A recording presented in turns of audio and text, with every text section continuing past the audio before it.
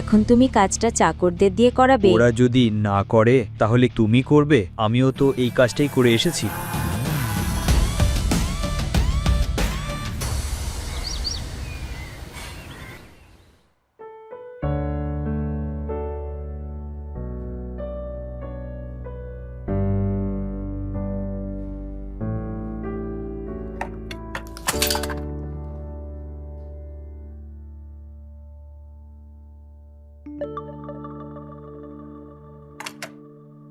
Driver, আমার ব্যাগগুলো গাড়িতে রাখো তাড়াতাড়ি, আর গাড়িটা বের করো, আমি অফিসের জন্য দেরি করে ফেলছি। এই ড্রাইভারটা কোথায় যায় বুঝিলা, আর সকাল থেকে নকশ কোথায় তাও জানি না। যখন কাজের সময় হয় সবাই কোথায় চলে যায় বুঝতে পারি না। আনিকা দাঁত চেপে আয়নায় তাকিয়ে চুলটা আবার তাড়াতাড়ি ঠিক করল, আর যখন সে ফিরে তাকালো তখন ড্রাইভারের জায়গায় দাঁড়িয়েছিল নকশ। আনিকা, আমি রামানিক ভাইয়ের কাছে গিয়েছিলাম, জুয়েলার্সের কাছে। মনে হচ্ছে তোমার গয়নার সেটটা একটু দেরি হবে, হয়তো আর 1-2 দিন লাগবে। সরি ম্যাম, একটু দেরি হয়ে গেল। একটু দেরি? সারাদিন বসে থাকো আর মজা করো। তোমরা একটা কাজও ঠিক করে করতে পারো না, সারাক্ষণ শুধু অজুহাত। তোমরা সবাই একই রকম অলস।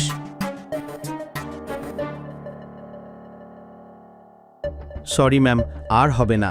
সরি, কাল ঠিক সময় আসবে, বুঝেছো? এটা বলার পর অ্যানিকা যখন ব্যাগটা তুলতে যাচ্ছিল, নকশ সাহায্যের উদ্দেশ্যে কথা বলল।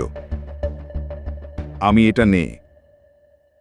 নকশ চুপচাপ দাঁড়িয়েছিল এবং কিছুক্ষণ ধরে তাকে ঘর থেকে বেরিয়ে যেতে দেখল।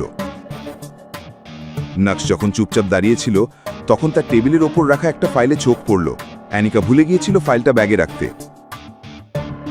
নকশ তাড়াতাড়ি সেটা নিয়ে দৌড়ে গেল অ্যানিকার দিকে। যখন সে তার দিকে এগোচ্ছিল তখন অ্যানিকার কাজিন ভাগ্যা, যে পাশের সোফায় বসেছিল, হঠাৎ করে তার পথে পা দিয়ে বাধা দিল।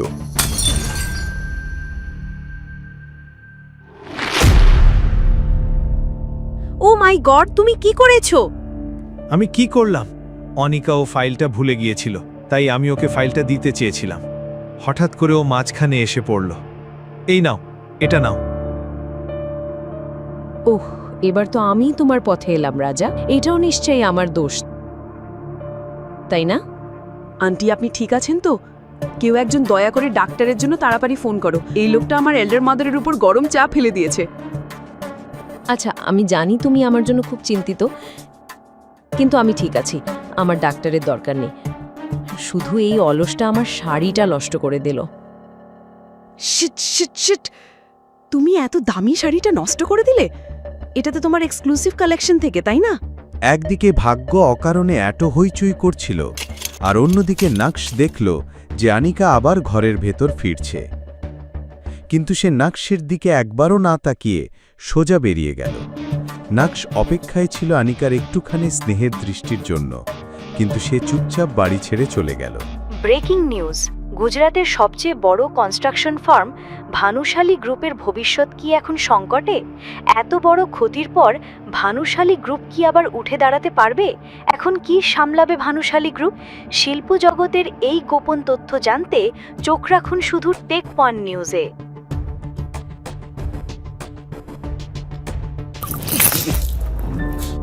গাধা একটা কাজও ঠিক করে পারো না, এখন কি তোমাকে সোজা হাঁটাও শেখাতে হবে?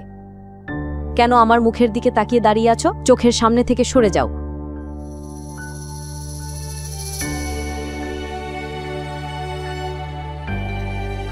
জানি না তোমার কাকা কি ভেবে আনিকার হাত তোমার হাতে তুলে দিল। যখন থেকে তুমি আমাদের জামাই হয়েছো, আমাদের কপালটাই খারাপ হয়ে গেছে। এত বড় বোঝা হয়ে বসে আছো। এই হলো জাভেরি পরিবার। জাভেরি পরিবার হলো সুরাটের অন্যতম বড় ব্যবসায়ী পরিবার। এই বিশাল ও রাজকীয় বাড়িতে বসবাস করে জাভেরি পরিবারের বড় সংসার। অন্যান্য যুগ্ম পরিবারের মতো এখানে একে অপরের প্রতি ভালোবাসা অনেক সময়ই দেখনদারির জন্য। এখানে সকাল শুরু হয় এমন হইচইয়ের মধ্যেই। ভুল কেউ করুক বা না করুক, তার দোষ সবসময় গিয়ে পড়ে এই পরিবারের জামাই অর্থাৎ নকশের উপর। তবু নকশ কখনো এটা মন থেকে নেয় না। প্রতিদিন সকালে অন্য কারোর দোষ নিজের মাথায় নিয়ে সে হেসে হেসে কাজে বেরিয়ে পড়ে।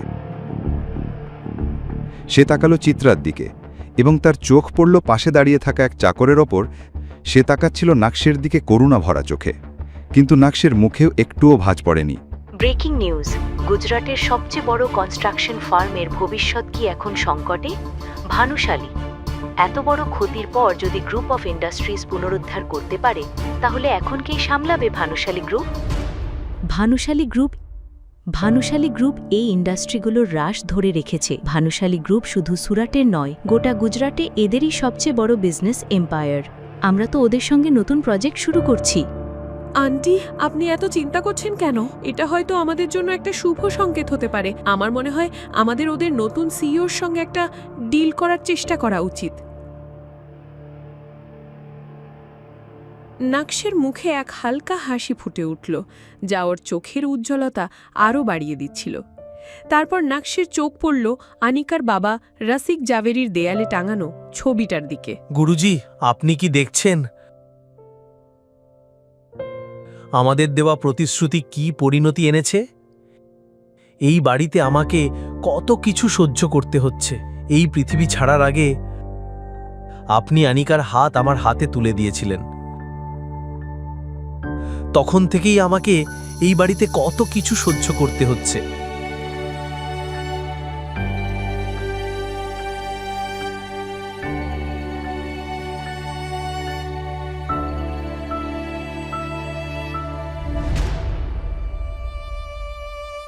কিন্তু আমি সাহস হারাইনি। গুরুজি, আপনার স্ত্রী চিত্রাকে আমি কোনোভাবে সহ্য করতে পারি, কিন্তু আমার আসল লক্ষ্য হল আনিকার মনে জায়গা করে নেওয়া। আমি নিশ্চয়ই তার হৃদয়ে জায়গা করে নেব, আনিকার মনে জায়গা করে নেব। একদিকে নাকশ তার গুরুজির সঙ্গে কথা বলায় ব্যস্ত ছিল, আর অন্যদিকে নাকশের মোবাইল ফোনটা বারবার বেজে উঠছিল। কিন্তু নাকশ নিজেই তার চিন্তায় এত ডুবে ছিল যে ফোনের প্রতি একটুও মন দেয়নি। সে ফোন ধরেনি এবং স্নান করতে বাথরুমে চলে গিয়েছিল। স্নান করার সময়ও নাকশ শুধু ভানুশালী গ্রুপ নিয়েই ভাবছিল। নাকশ বুঝতেই পারল না ফোনে যে কলটা আসছিল সেটাই তার জীবন পুরো বদলে দিতে চলেছে। নাকশ ছিল মাত্র একটা কলের দূরত্বে। যখন নাকশ স্নান সেরে বাথরুম থেকে বেরিয়ে এলো, তখন আবার তার ফোন বেজে উঠল। ফোনটা ভাইব্রেট করছিল, কিন্তু নাকশ বুঝে ওঠার আগেই ফোনটা আবার কেটে গেল।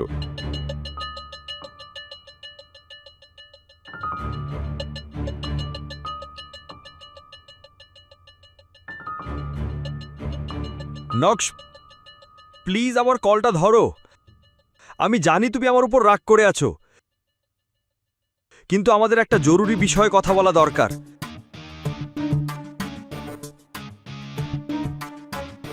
বিস্ময়কর ব্যাপার, ওকে নিজের ভুল বুঝতে 2.5 বছর লেগে গেল। অনেকগুলো মেসেজ ছিল এবং সবগুলো পরে নকশ তার ফোনটা বিছানায় ছুঁড়ে ফেলল। নকশ সেই মেসেজগুলো নিয়ে ভাবছিল, ঠিক তখনই সেই একই নাম্বার থেকে আবার একটা কল এলো।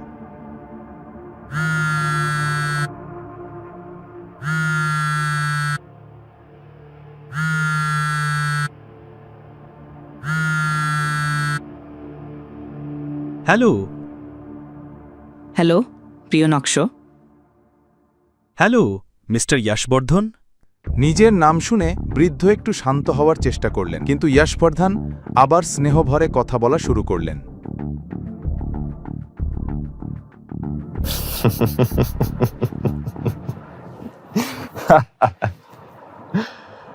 ব্যাপারটা হলো মিস্টার যশ, আমাকে আপনার প্রশংসা করতেই হবে, কারণ আপনার 2.5 বছর লেগে গেল আমার খবর নেওয়ার জন্য, আর এখন আপনার মনে পড়েছে আমার কথা। সান, আমি প্রতিটা দিন আর রাত কিভাবে কাটিয়েছি কেবল আমিই জানি। আমি নিজেকে কিভাবে সামলেছি আমি বলতে পারবো না। হয়তো এটাই আমার প্রাপ্য। আমি যা করেছি তা আমার চোখের সামনেই হতে দিলাম। হয়তো সেটারই ফল এটা সান। আমি তোমার ছবির দিকে তাকিয়ে কাঁদি আর নিজেকেই জিজ্ঞেস করি, কেন আমি এই অন্যায়টা আমার চোখের সামনে হতে দিলাম? নক্ষস একটুও বিশ্বাস করছিল না যশবর্ধনের কথাগুলো। বাজারে যা খবর ছড়িয়েছে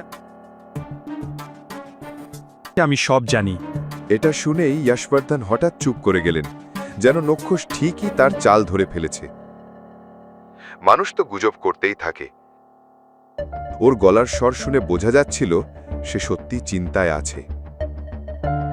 আমি তোমাকে কোনো কাজের কথা বলার জন্য ফোন করিনি, আমি শুধু তোমার কণ্ঠস্বর শুনতে চেয়েছিলাম। আমি জানি তোমার মন কত বড়। ভুল যত বড়ই হোক, তুমি মন থেকে কোনো রাগ পুষে রাখো না। কিছু মানুষ ভাবে ভালো মনের লোকদের সহজে খাওয়া যায়, আর আপনি তো মিস্টার যশবর্ধন ভানুশালী। আপনি এমন ভুল কখনো করতে পারেন না, তাই না?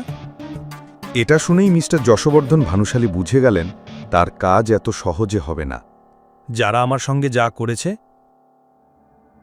আমি সবাইকে ক্ষমা করে এগিয়ে গেছি, কিন্তু আপনারা আমার সঙ্গে যা করেছ সেটা আমি কখনো ভুলতে পারবো না। তাই প্লিজ আমাকে আর বিরক্ত করবেন না। আমার নাতি তো এত কঠোর ছিল না। আপনি বুঝতে পাচ্ছেন না আমি কি বলতে চাইছি? আমি আমার জীবনে এখন খুশি। আমার আর আপনার সঙ্গে কোনো সম্পর্ক নেই। আপনারও আমার সঙ্গে আর কোনো সম্পর্ক নেই। আপনি কেন আমাকে আবার সেই জায়গায় ডাকছেন যেখানে আমি শুধু কষ্ট পেয়েছি, কেঁদেছি? তোমার কি একটুও দেখতে ইচ্ছা করে না আমাকে? একবার দেখা করো, কে জানে আর কতদিন বাঁচব। যশবর্ধন ভালো করেই জানত তার ছেলে যতই কঠিন কথা বলুক, এই বিষয়ে সে গলে যাবে। নকশ জেদি হতে পারে, কিন্তু নিষ্ঠুর নয়। ঠিক আছে, শুধু শেষবারের মতো। ধন্যবাদ বাছা, ধন্যবাদ। আমি তোমার সব প্রিয় খাবার রান্না করাবো, যা কিছু তোমার পছন্দ। আমি ঘরে আসছি না, বাইরে দেখা হবে, আপনার অফিসে, কোনো নাটক ছাড়াই। ঠিক আছে, তাহলে আমি তোমার সাথে দেখা করব এবং আমি আমার গাড়ি পাঠিয়ে দিচ্ছি তোমাকে আনতে। ওটার কোনো প্রয়োজন নেই, কারণ আমি জানি ভানুশালী গ্রুপ অফ ইন্ডাস্ট্রিজ কোথায়। সময় আছে, আমি সেখানে থাকব। গত 2.5 বছরে যশবর্ধন কখনো নাক্সের সঙ্গে যোগাযোগ করেনি। নাক্স 2.5 বছর ধরে ভানুশালী গ্রুপের বাইরে। তাহলে এখন যখন ভানুশালী গ্রুপ ডুবতে বসেছে, তখন কেন যশবর্ধন আবার নাক্সের কথা ভাবছে? এই ভেবে নাক্স আরও বিভ্রান্ত হয়ে পড়েছিল। নাক্স সঙ্গে সঙ্গে তার ল্যাপটপটা বের করল আর ইন্টারনেটের সাহায্যে জানতে চাইল ভানুশালী গ্রুপে বর্তমানে কি চলছে। নাক্স কিছুই জানতে পারল না ভানুশালী গ্রুপ সম্পর্কে, কিন্তু এমন কিছু পেল যা ওর চোখের ঝিলিক 4 গুণ বাড়িয়ে দিল। Is this true?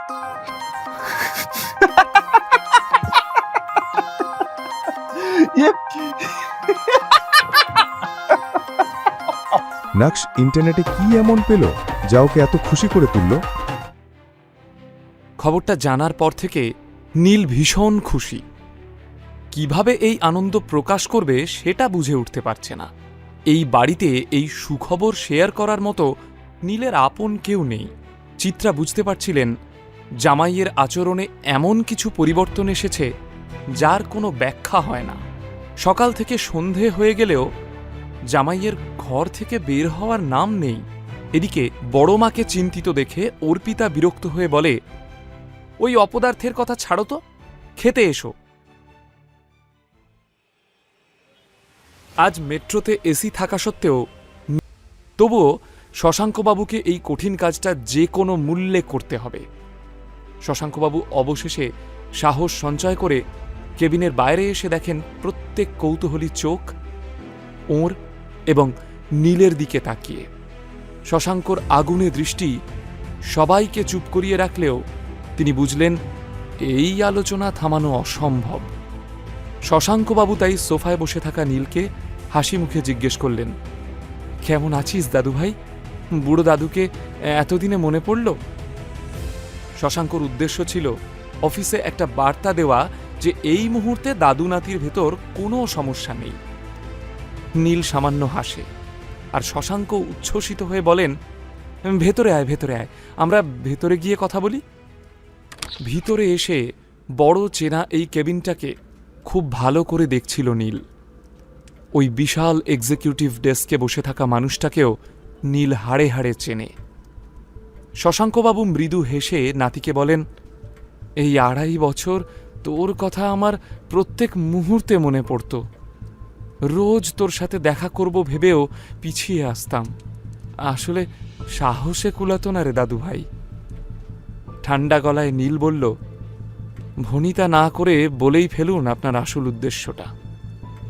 শশাঙ্কবাবু ধমক দিয়ে উঠলেন, এইভাবে কথা বলবি তুই তোর দাদুর সাথে? এই শিক্ষা দিয়েছে আমাদের পরিবার? শশাঙ্কবাবু ভেবেছিলেন ছোটবেলা থেকেই শান্ত, নিরীহ, মৃদুভাষী নীল এই ধমকটা খেলেই ভয়ে কুঁকড়ে যাবে। সেই সুযোগে নিজের কার্যসিদ্ধি করে নেবেন শশাঙ্কবাবু। কিন্তু কার্যক্ষেত্রে হলো উল্টোটা। নীল বিষাক্ত দৃষ্টিতে শশাঙ্কবাবুকে দেখে বলল, আপনি এই পরিবার ড্রামাটা চালিয়ে যান, আমি উঠলাম। যাস না প্লিজ দাদুভাই। নীলকে উঠে যেতে দেখে শশাঙ্কবাবু রীতিমতো মিনতি করে উঠলেন। শশাঙ্কবাবু বুঝলেন ধমকে কাজ হবে না। সময় আর পরিস্থিতি অনেক বেশি কঠিন করে তুলেছে নীলকে। শশাঙ্কবাবু মাথা নিচু করে বললেন, শোভাবাজারের একটা এঁদো গলিতে এই ব্যবসা শুরু করেছিলাম। অনেক খেটে বাড়িয়েছিলাম ব্যবসাটা। তবে এই ব্যবসার প্রকৃত উন্নতি হয় তোর বাবার অক্লান্ত পরিশ্রমে। এই কথাটা অস্বীকার করা যাবে না যে এই বিজনেস এম্পায়ার তোর বাবার অধ্যাবসায়, মেধা আর বুদ্ধির ফল। নীল বিদ্রুপ করে বলে, অবশেষে স্বীকার করার জন্য ধন্যবাদ। এবার বলুন আমার থেকে কি চান? শশাঙ্কবাবু এবার বিশেষ রাগঢাক না করে একেবারে সরাসরি বললেন, আমি চাই তুই এই বিজনেস জয়েন করে তোর কাকাকে হেল্প কর। আমার কাকা মানে আপনার ছোট ছেলে ধীরেন রায়চৌধুরী? নীল ভীষণ শান্ত গলায় জিজ্ঞেস করল, যাকে আপনি কোনো যোগ্যতা ছাড়াই এই কোম্পানির সিইও বানিয়েছিলেন, আর যে মানুষটা এখন আপনার এই সাধের বিজনেস এম্পায়ারকে ব্যাংকরাপ্ট করে দিচ্ছে, তাই তো? শশাঙ্কবাবু একটু কঠোরভাবে বললেন, ও তোর গুরুজন। গুরুজনকে সম্মান দেওয়ার শিক্ষা আমি ধীরেন রায়চৌধুরীর থেকে পাইনি। শশাঙ্কবাবুকে কথার মাঝখানে থামিয়ে দিয়ে নীল ভীষণ রুক্ষ গলায় কথাটা বলে। শশাঙ্কবাবুকে নিরুত্তর দেখে নীল বলে ওঠে, তাহলে খবরটা সত্যি, তাই তো? আপনার অপদার্থ ছোট ছেলে সত্যি সত্যি কোম্পানিকে ডুবিয়ে দিতে বসেছে। আপনি চেয়েছিলেন আপনার বড় ছেলের মতো আপনার ছোট ছেলেও তার যোগ্যতা প্রমাণ করুক। দেখুন, সে প্রমাণ করেছে।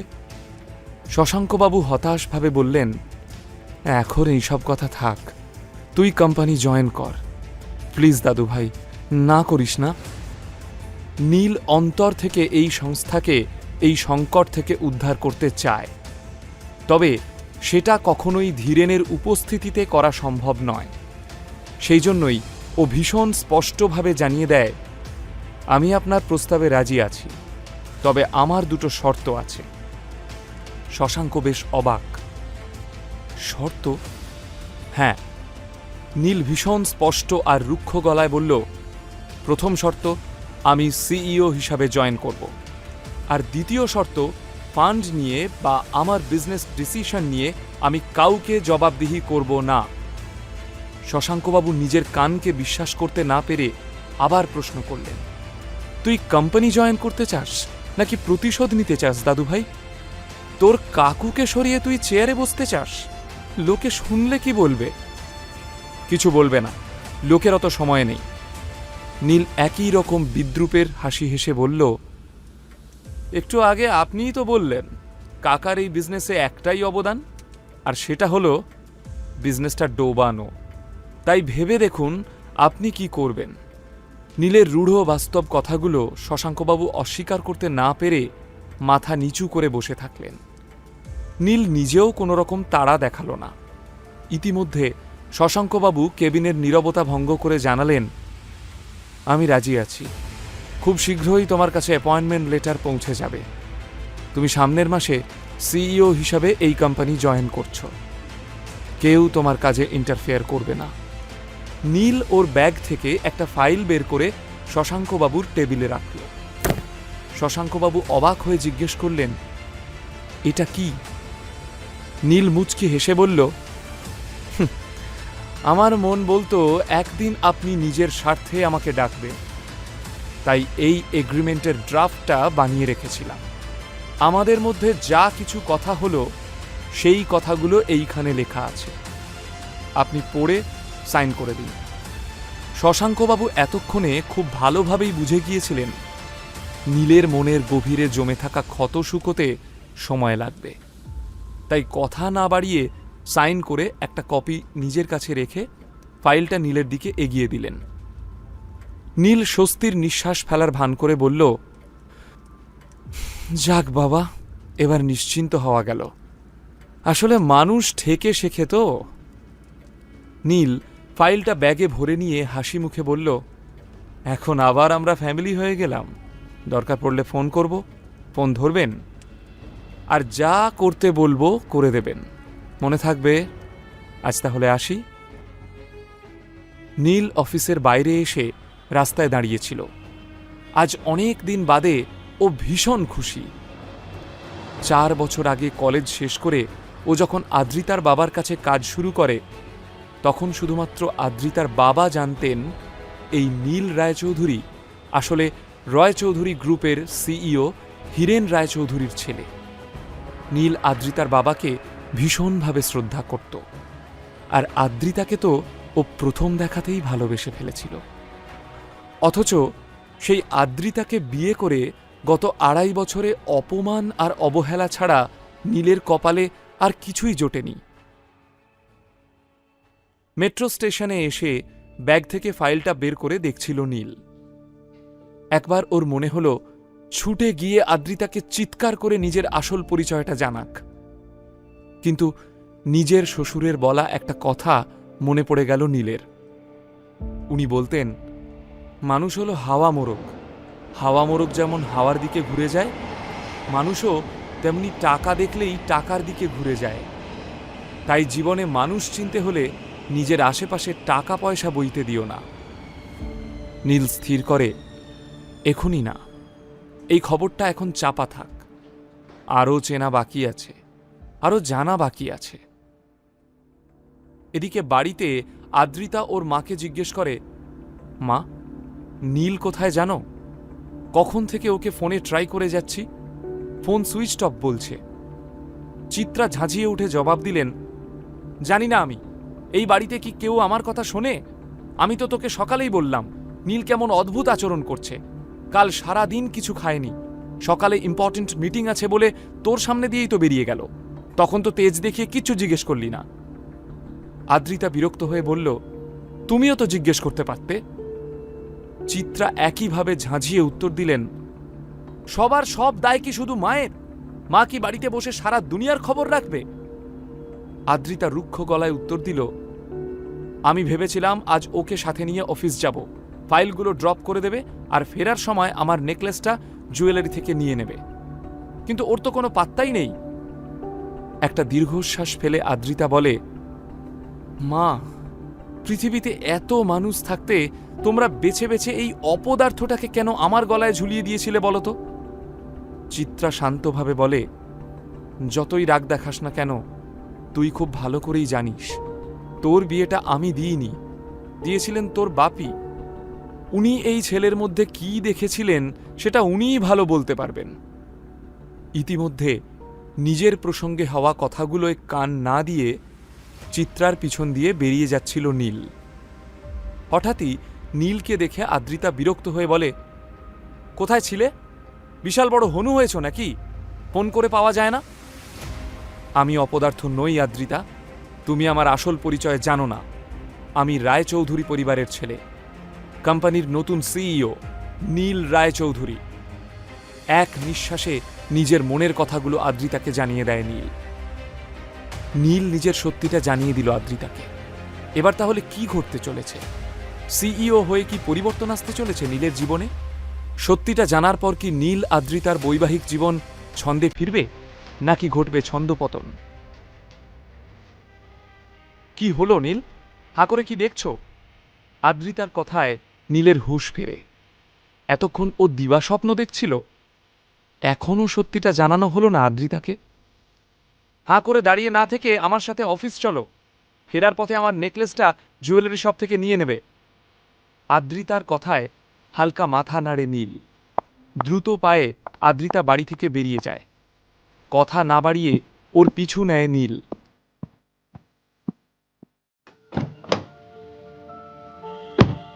গাড়ি থেকে নেমে গটগট করে অফিসে ঢুকে গেল আদ্রিতা। বিয়ের 2.5 বছর পরেও আদ্রিতা ওর দিকে ফিরেও তাকায় না। দীর্ঘশ্বাস ফেলে ফাইলগুলো নিয়ে নীল ঢুকলো অফিসে। কিন্তু নীলকে আসতে দেখেও লিফট দাঁড় করালো না আদ্রিতা।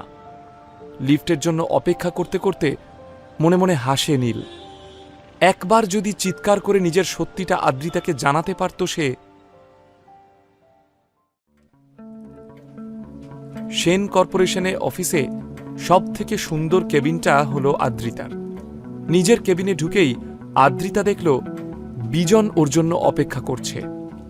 আই এম সরি বিজন, অনেকক্ষণ ওয়েট করছো। ব্যাগটা রাখতে রাখতে বলল আদ্রিতা। সুন্দরী মহিলাদের জন্য ঘণ্টাখানেক অপেক্ষা না করলে কি চলে? হেসে উত্তর দেয় বিজন। আদ্রিতা হেসে জিজ্ঞেস করে, তা সকাল সকাল এত ভালো মুডে?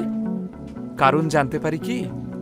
বিজন ওর ব্যাগ থেকে একটা জুয়েলারি বক্স বের করে বলে, জানতে নয়, দেখতে পারো। বিজন আদ্রিতার সামনে একটা ঝলমলে হীরের নেকলেস রেখে বলে, এই দেখো, রয় চৌধুরী জুয়েলার্সের লিমিটেড কালেকশনস ডায়মন্ড নেকলেস। তোমার ভীষণ শখ ছিল না? তাই ভাবলাম এটা দিয়ে তোমাকে ইমপ্রেস করার আরও একটা চেষ্টা করে দেখি। জুয়েলারি বক্সটা হাতে নিয়ে নস্টালজিক হয়ে গেল আদ্রিতা। বছরখানেক আগে রয় চৌধুরী জুয়েলার্সের একটা এক্সিবিশনে এই চোখ ধাঁধানো ডায়মন্ড সেটটা ও দেখেছিল। আদ্রিতা জানে সেই এক্সিবিশনের এক একটা জুয়েলারি কোটি কোটি টাকাতে নিলাম হয়েছিল। তাই আদ্রিতা নিজেকে প্রশ্ন করে, এর তো অনেক দাম, বিজন এত টাকা পেল কোথায়? কাজের জায়গায় পরস্ত্রীকে ইমপ্রেস করার চেষ্টা না করে শুধুমাত্র নিজের কাজটুকু করলেই হয়। নীলের গুরুগম্ভীর কণ্ঠস্বরে চমকে উঠল আদ্রিতা। বিজনকে অপমান করছে নীল? হঠাৎ নীলের এত সাহস কোথা থেকে হলো? সবাইকে চমকে দিয়ে সশব্দে টেবিলে আদ্রিতার একগুচ্ছ ফাইল রাখল নীল। এই 2.5 বছরের বিবাহিত জীবনে এই প্রথম আদ্রিতা নীলকে একটা এত বড় সেন্টেন্স বলতে শুনল। নীলের চোখে এখন এক আলাদাই অনুভূতি। আদ্রিতা কিছু বলার আগে নীল ওর হাত থেকে ডায়মন্ড নেকলেসটা নিয়ে বিজনকে প্রশ্ন করে, শেষ পর্যন্ত আমার ওয়াইফকে ইমপ্রেস করতে তুই একটা ল্যাব গ্রোন ডায়মন্ড সেট নিয়ে এসেছিস? গ্রেট। আমার ওয়াইফ শব্দ দুটো যেমন আদ্রিতার কানে বিঁধল, তেমনি ল্যাব গ্রোন ডায়মন্ড সেট শব্দটা বিঁধল বিজনের বুকে। অনেক চিন্তা ভাবনা করে বিজন এই বহুমূল্য ডায়মন্ড সেটটা কিনেছিল। আসলে আজ সকালে ও রয় চৌধুরী জুয়েলার্সের একটা শোরুমে গিয়েছিল আদ্রিতার ড্রিম ডায়মন্ড নেকলেস কিনতে। কিন্তু আসল নেকলেসের দাম শুনে ওর প্রায় অজ্ঞান হওয়ার জোগাড়। এমন সময় দোকানের বুদ্ধিমতী সেলস স্টাফ ওকে এই ডুপ্লিকেট সেটটা দেখায়। অনেক দর কষাকষি করে অবশেষে প্রায় 24 লক্ষ দিয়ে এই সেটটা কিনে এনেছিল। বিজনের কাছে 24 লক্ষ টাকা কিন্তু একটুও ছোট ব্যাপার ছিল না। তবে আদ্রিতা সেনকে ইমপ্রেস করার জন্য এইটুকু জুয়া খেলাই যায়। সব ঠিকঠাক প্ল্যান মতো এগোচ্ছিল, কিন্তু এই নীল এসে যে এইভাবে হাটে হাঁড়ি ভেঙে দেবে সেটা বিজন স্বপ্নেও কল্পনা করতে পারেনি। নীলের মুখে তুইতকারি শুনে ভীষণ রেগে গিয়ে বিজন বলে, এই সেটটার যা দাম তার 10 ভাগের 1 ভাগ টাকাও কি তুই চোখে দেখেছিস? নীল পাল্টা প্রশ্ন করে, আসল ডায়মন্ড তুই কখনো চোখে দেখেছিস? পরিস্থিতি হাতের বাইরে বেরিয়ে যাচ্ছে দেখে আদ্রিতা চিৎকার করে নীলকে ধমক দেয়, শাট আপ নীল, ক্ষমা চাও বিজনের কাছে। নীল চোয়াল শক্ত করে বলে, একটা মিথ্যেবাদীর কাছে ক্ষমা চাইতে হবে? কিসের জন্য? বিজন বুঝতে পারছিল যে তার ফাঁকিটা ধরা পড়ে গিয়েছে, তাই ড্যামেজ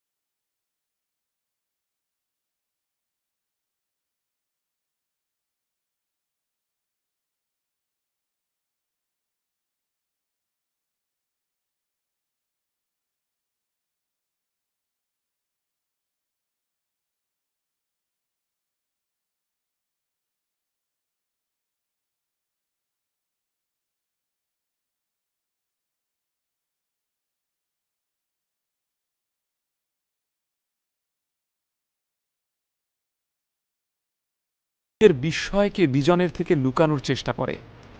সামনে পড়ে থাকা নেকলেসটা দেখে ভীষণ খুশি হওয়ার ভান করে আদ্রিতা বলে, তুমি নীলের কথায় কিছু মনে করো না বিজন, ওয়ার্থলেস ফেলো একটা, কাজ না করে বাড়িতে বসে থেকে বেসিক ম্যানার্সটাও ভুলে গেছে। আদ্রিতা জুয়েলারি সেটটা বন্ধ করে বলে, আমার কিন্তু এই সেটটা ভীষণ পছন্দ হয়েছে, কোনো ভালো অকেশন দেখে নিশ্চয়ই পরব। ফেক হাসি দেখিয়ে নেকলেসটা ওর ড্রয়ারে রাখে আদ্রিতা। আদ্রিতার মুখের জবরদস্তির হাসিটা দেখে বিজন বুঝে যায় এই জুয়াটাতে ও শেষ মুহূর্তে হেরে গেছে, আর সেটাও এই অপদার্থ নীলের জন্য। নীল কি করে ধরে ফেলল আসল আর নকল ডায়মন্ডের তফাৎ, নিজেকে প্রশ্ন করে বিজন। আদ্রিতা এই মুহূর্তে নীলের মুখোমুখি হতে চাইছিল। ওর মনের মধ্যে ঝড় তুলেছে অনেকগুলো প্রশ্ন, যার উত্তর ওকে এক্ষুনি পেতে হবে। আদ্রিতা ব্যস্ততার ভান করে বিজনকে বলে, প্লিজ একটু বসো, আমি এক্ষুনি আসছি, কফি পাঠাচ্ছি তোমার জন্য। আদ্রিতা বেরিয়ে যেতেই বিজন প্রচণ্ড রাগে সশব্দে টেবিল চাপড়ে বলে, সকাল সকাল নগদ 24 লাখ জলে, সব ওই অপদার্থ নীলের জন্য। দাঁড়াও। নীল পিছন ঘুরে তাকিয়ে দেখে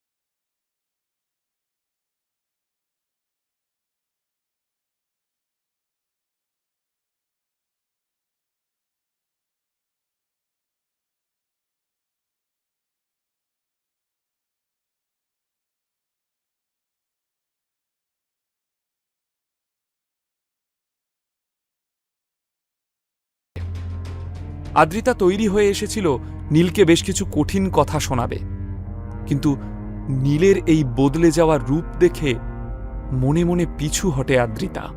এদিকে আদ্রিতার স্টাফেরা ওদের দুজনের কথা শোনার চেষ্টা করে চলেছে। কর্মচারীদের এই অহেতুক কৌতূহল দেখে আদ্রিতা নিজেও ভীষণ বিরক্ত। ও মুখে একটা নকল হাসি টেনে এনে নীলকে বলল, ঠিক আছে নীল, তুমি এখন বাড়ি যাও, সন্ধ্যাবেলা দেখা হচ্ছে। নীল জানে আদ্রিতা এই ব্যবসাটা নিয়ে ভীষণ লড়াই করছে, তাই ওর আজ আদ্রিতার 2 হাত ধরে চিৎকার করে বলতে ইচ্ছা করছে, তোমাকে আর লড়তে হবে না আদ্রিতা, তোমার হয়ে সব লড়াই করার দায়িত্ব এখন আমার। কিন্তু নীলের কিছু বলার আগেই বিজন চিৎকার করে ওকে পিছন থেকে ডাকে, এই দাঁড়া, দাঁড়া বলছি। বিজনের চিৎকার শুনে আদ্রিতা চমকে পিছন ফিরে তাকায়। বিজনকে নীলের দিকে তেড়ে আসতে দেখে আদ্রিতা ঘাবড়ে যায়। এই পরিস্থিতিটাই এড়াতে চেয়েছিল ও, কিন্তু মনের কোণায় কোথাও যেন কৌতূহল উঁকি মারছিল। আদ্রিতা দেখতে চাইছিল হঠাৎ বদলে যাওয়া নীল ঠিক কিভাবে এই পরিস্থিতির মোকাবিলা করে। অন্যান্য বারের মতো ভয়ে কুঁকড়ে যাবে, নাকি সাহস করে বিজনের মুখোমুখি হবে। বিজন তেড়ে এসে নীলের কলার ধরে বলে, এই অত বড় বড় কথা যে বলে এলি, তুই কি জানিস ওই সেটটার দাম কত? অফিসের করিডোরে একটা বিশ্রী তামাশা হচ্ছে দেখে আদ্রিতা বিজনকে থামাতে যায়। বিজন প্লিজ।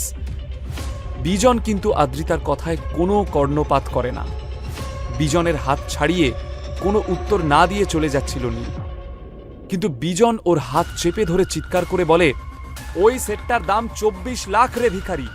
তুই নিজেকে নিলামে তুললেও এর 1000 ভাগের 1 ভাগ পাবি না, জানিস কি সেটা?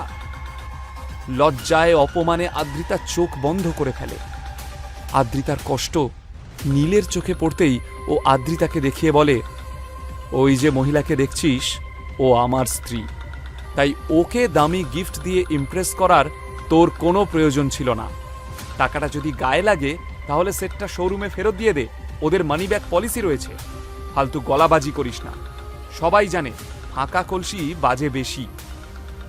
নীলের উত্তরে পিছনে দাঁড়িয়ে থাকা স্টাফেরা মুখ টিপে হাসতে শুরু করে। অফিস স্টাফদের সামনে নিজেকে উপহাসের পাত্র হতে দেখে দ্রুত লিফটে উঠে পড়ে বিজন। নীল কিন্তু বেশ শান্ত, মুখে বাঁকা হাসি নিয়ে পাশের লিফটে ওঠে এবং বুক পকেট থেকে একটা কালো গগলস বের করে বেশ কেত দেখিয়ে পরে নেয় সে। ঠিক তখনই লিফটের দরজাটা বন্ধ হয়ে যায়। আদ্রিতা অবাক চোখে নীলের যাওয়ার দিকে তাকিয়ে রয়েছে। এ কোন নীলকে দেখছে সে? এতদিন কি নীল তাহলে কোনো মুখোশ পরেছিল? এই নীল তো একেবারে অচেনা। এই বদলে যাওয়া নীল কি আদ্রিতার মনে কোনো ঝড় তুলতে পারবে? ঠান্ডা এসি কেবিনে দরদর করে ঘামছিল আদ্রিতা। বিজনের সাথে বন্ধুত্বটা নিছক সহজ কাজ ছিল না। সেন কর্পোরেশনের ইনভেস্টর হিসাবে বিজনকে আনাটাই আদ্রিতার উদ্দেশ্য ছিল। শুধুমাত্র ডুবতে বসা সেন কর্পোরেশনের লস নয়, আজকের ডেটে কোম্পানি চলছেই বিজনের ইনিশিয়াল ইনভেস্টমেন্টে। আজ সেই বিজনকেই পুরো স্টাফের সামনে চূড়ান্ত অপমান করল নীল। না হয় হারটা নকল হীরের ছিল, কিন্তু তাই বলে বিজনের ইগো হার্ট করার কি দরকার ছিল নীলের? কে জানে এখন বিজন তার কোম্পানিতে টাকা লাগাতে রাজি হবে কিনা।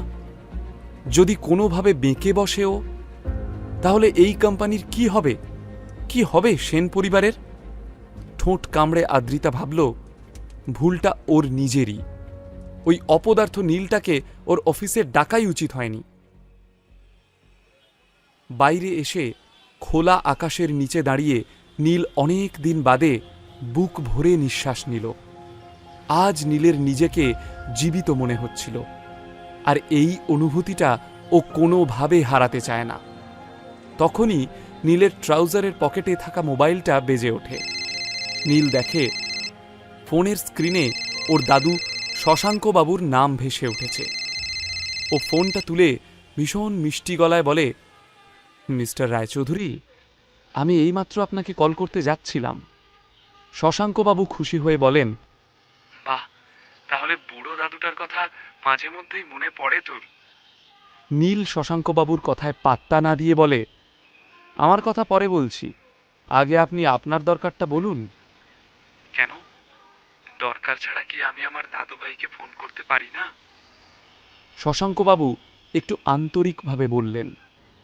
নীল হেসে বলে, আপনি এবং আমরা দুজনেই শুধুমাত্র দরকারের সম্পর্কে বাঁধা, তাই দরকার ছাড়া আমরা কেউ কাউকে ফোন করি না। সেটা না বললেও বোঝা যায়, তাই বলে ফেলুন কি দরকার। শশাঙ্কবাবু বুঝতে পারলেন এই ভালোবাসা দেখানো সম্পূর্ণটাই বৃথা, তাই আর সময় নষ্ট না করে উনি সরাসরি কাজের কথায় এলেন। তোর জন্য একটা সুখবর আছে। সামনের মাসের 1 তারিখে রয় চৌধুরী গ্রুপ অফ ইন্ডাস্ট্রিজের সিইও হিসাবে তোর জয়েনিং।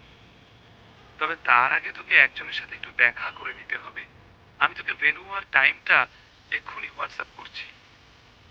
নীল সবটা চুপচাপ শুনে তারপর বেশ ঠান্ডা মাথায় বলল, আমি আপনার একটা ডিমান্ড মেনে নিলাম, তবে তার পরিবর্তে আপনাকে আমার ঠিক দুটো ডিমান্ড মানতে হবে।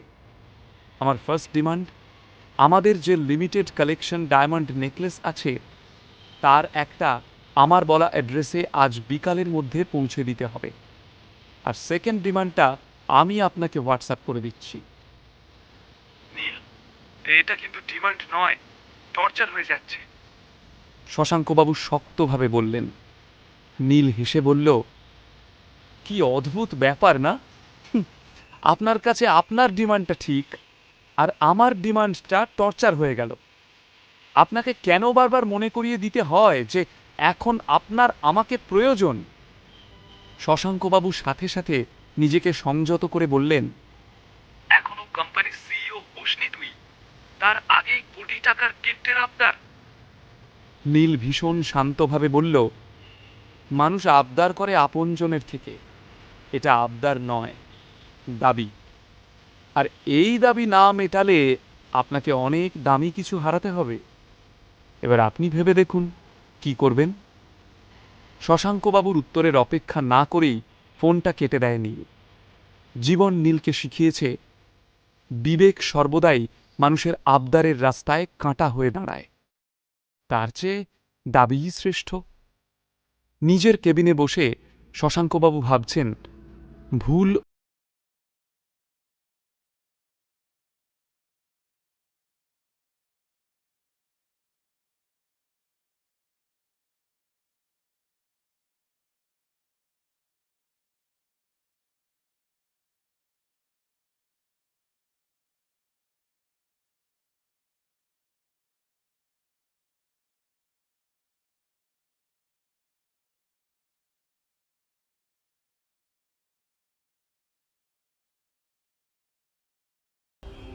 আদ্রিতা নীলের অ্যাকাউন্টে 10,000 টাকা ট্রান্সফার করেছে।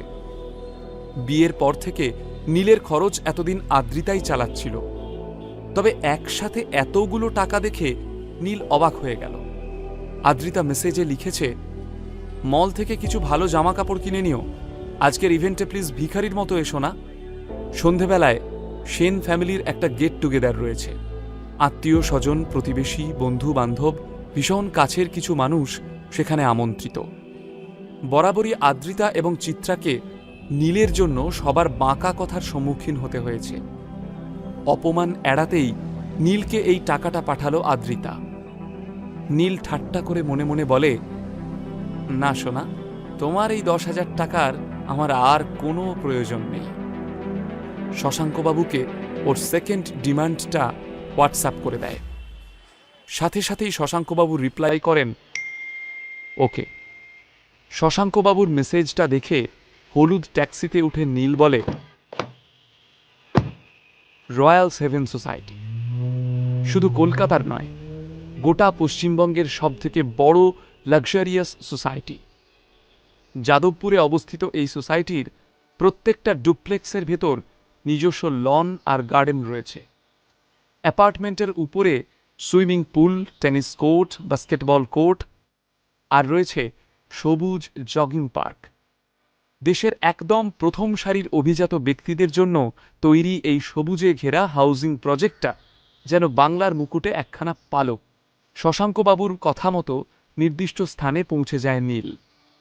ধীরেন রায়চৌধুরীকে সেই বাগানে বসে থাকতে দেখে নীলের মাথায় আগুন জ্বলে ওঠে। ধীরেন রায়চৌধুরী মানে ওর নিজের কাকুর সাথে দেখা করতে হবে জানলে নীল কখনো আসতে রাজি হতো না, সরাসরি না বলে দিত।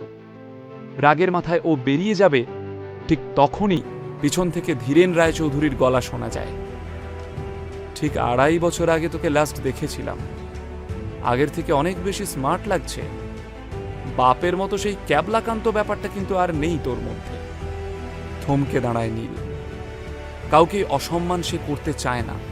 ধীরেন রায়চৌধুরীর মুখের দিকে না তাকিয়েই নীল বলে, কাজের কথা থাকলে বলো, আর যদি ভাবো ভয় দেখিয়ে আমাকে সিইও হওয়া থেকে আটকাবে তাহলে ভুল ভাবছ। কথা শেষ করেই নীল চলে যেতে উদ্যত হয়। তখনই দুজন বিশাল চেহারার সিকিউরিটি গার্ড এসে নীলের পথ আটকে দাঁড়ায়। কাকুর আচরণে নীল হেসে ফেলে। সে এবার ধীর পায়ে ধীরেন রায়চৌধুরীর কাছে আসে এবং খানিক ব্যঙ্গ করে বলে, কাকু প্লিজ, আমার কিছু হলে কিন্তু তোমরাই বিপদে পড়বে। ভুলে যেও না, আমার কাছে অঞ্জলি এন্টারপ্রাইজের 40% শেয়ার রয়েছে। আজ সেই শেয়ারই তোমাদের কোম্পানিকে বাঁচাতে পারে, তাই ভেবেচিন্তে সিদ্ধান্ত নিও। রয় চৌধুরী গ্রুপ ইস্টার্ন ইন্ডিয়ার সবথেকে বড় কোম্পানি। 4 বছর আগে এই কোম্পানিটি দেশের প্রথম 10টি কোম্পানির মধ্যে থাকত। দেশের ছোট বড় সব কোম্পানি রয় চৌধুরী গ্রুপের সাথে কাজ করতে চাইত। তখন এই রয় চৌধুরী গ্রুপের সিইও ছিলেন নীলের বাবা হীরেন রায়চৌধুরী। ব্যবসার কলকাঠি ছিল তার নখদর্পণে। হীরেন ভীষণ ভালো মার্কেট প্রেডিক্ট করতে পারতেন, আর সেই জন্যই আগে ভাগেই অঞ্জলি এন্টারপ্রাইজের 40% শেয়ার তিনি কিনে রাখেন। কারণ উনি বুঝে গিয়েছিলেন ভবিষ্যতে এই শেয়ারের দাম হতে চলেছে আকাশ ছোঁয়া। তবে এই খবরটা শশাঙ্কবাবু এবং ধীরেন রায়চৌধুরীর কানে আসতেই ওনারা প্রচণ্ড অশান্তি শুরু করে দেন। ফলস্বরূপ হীরেন রায়চৌধুরীকে কোম্পানির সিইও পজিশন থেকে সরে দাঁড়াতে হয়। কোম্পানির নতুন সিইওর আসনে বসেন ধীরেন রায়চৌধুরী। কিন্তু 2.5 বছরের মধ্যে কোম্পানি ডুবিয়ে দিয়ে ধীরেনবাবু প্রমাণ করে দিয়েছেন যে তার দ্বারা আর যাই হোক বিজনেসটা হবে না।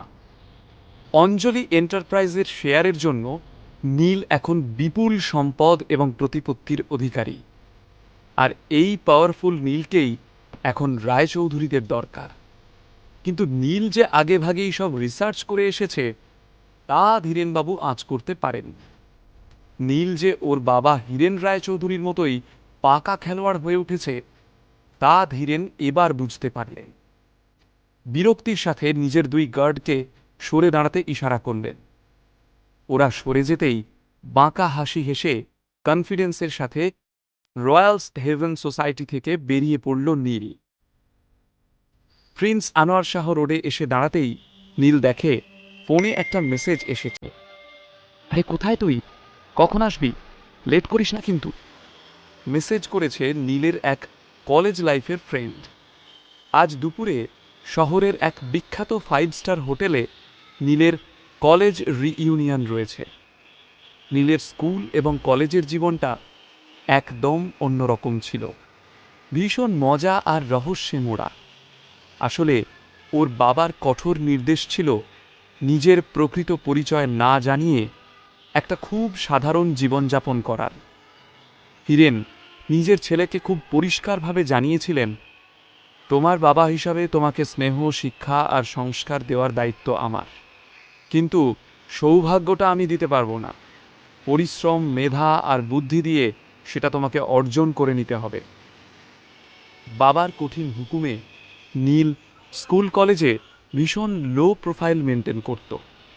ওর বন্ধুরা আজও নীলের প্রকৃত পরিচয় জানে না। গ্র্যাজুয়েশনের পর এই প্রথমবার নীল ওর বন্ধুদের সাথে দেখা করবে, তাই পুরনো সব কথা ভুলে কলেজ জীবনের নস্টালজিয়ায় ডুব দিয়েছে নীল। ভাবতে ভাবতে ওর ঠোঁটের কোণায় হাসি ফুটে ওঠে, চোখ চকচক করতে থাকে। আহা, কী সব দিন ছিল! ফার্স্ট ইয়ারের সিনিয়রদের র্যাগিং, আবার কলেজ শেষে তাদের সাথেই কাকার দোকানে চা খাওয়া। তখন বন্ধুর গার্লফ্রেন্ডকেও বৌদি বলে ডাকা হতো। কলেজের মাঠে গিটার হাতে ফসলসের গান, মেয়ে পটানোর একমাত্র হাতিয়ার তখন ওটাই। ক্লাস বাঙ্ক করে গঙ্গার ঘাটে সরোবরে আড্ডা মারা, ক্যান্টিনের কচুরি, আলুর দম এবং ফেরার পথে ফুচকা, নন্দনে লাইন দিয়ে ফিল্ম ফেস্টিভ্যালের টিকিট কাটা। নীল ভাবল, প্রথম সিগারেট, বিয়ার পার্টি থেকে শুরু করে রাজনীতি এবং ফুটবল সব মিলিয়ে সে ছিল এক আলাদা জগৎ। সেখানে না ছিল ভবিষ্যতের চিন্তা আর না অতীতের কোনো বোঝা। নীল এসব আকাশকুসুম ভাবছিল, কিন্তু হঠাৎই ওর একজনের কথা মনে পড়ে গেল। এ বাবা, যদি এখানে সোহিনীর সাথে দেখা হয়ে যায়? কে এই সোহিনী? নীলের সাথে ওর কি সম্পর্ক? তাহলে কি নীল আদ্রিতার জীবনে নতুন কোনো টুইস্ট আসতে চলেছে?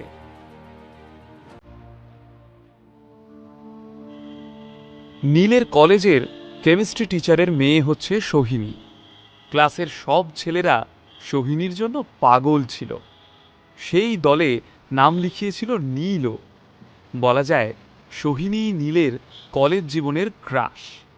বন্ধুরাও তা নিয়ে খুব খ্যাপাতো নীলকে। তবে নীল কিছুতেই ওর মনের কথা বলে উঠতে পারত না সোহিনীকে, শুধু দূর থেকে ওকে দেখে যেত। একবার কোনো মতে সোহিনীর নাম্বার জোগাড় করে নিজের মনের কথা জানিয়েছিল নীল, কিন্তু তাতে সোহিনী ভীষণ ঝেড়েছিল নীলকে। সোহিনীর এক ধমকে নীলের মাথা থেকে প্রেমের ভূত পালিয়ে গিয়েছিল। ওই বয়সের প্রেমগুলো কেমন জানি একটা সময়ের পর হারিয়ে যায়। কলেজের পর নীল দু একবার সোশ্যাল মিডিয়াতে সোহিনীকে খোঁজার চেষ্টা করেছিল, কিন্তু তাতেও কোনো লাভ হয়নি।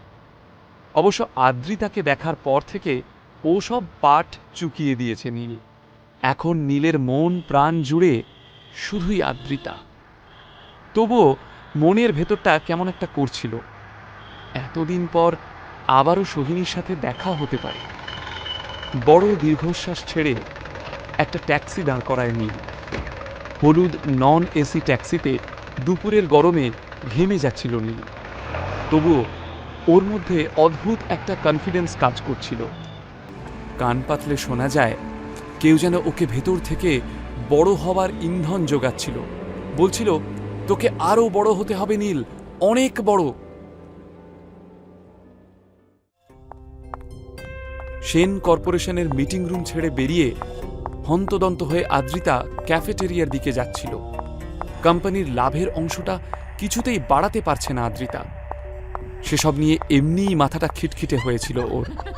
তার উপর আদ্রিতা দেখে ওর অফিস স্টাফরা ওয়ার্কিং আওয়ার্সে ক্যাফেটেরিয়ায় বসে হাহা হিহি করছে। বাঙালির কাজের সময় এই আড্ডা মারার ব্যাপারটা আদ্রিতার মোটেই পছন্দ নয়।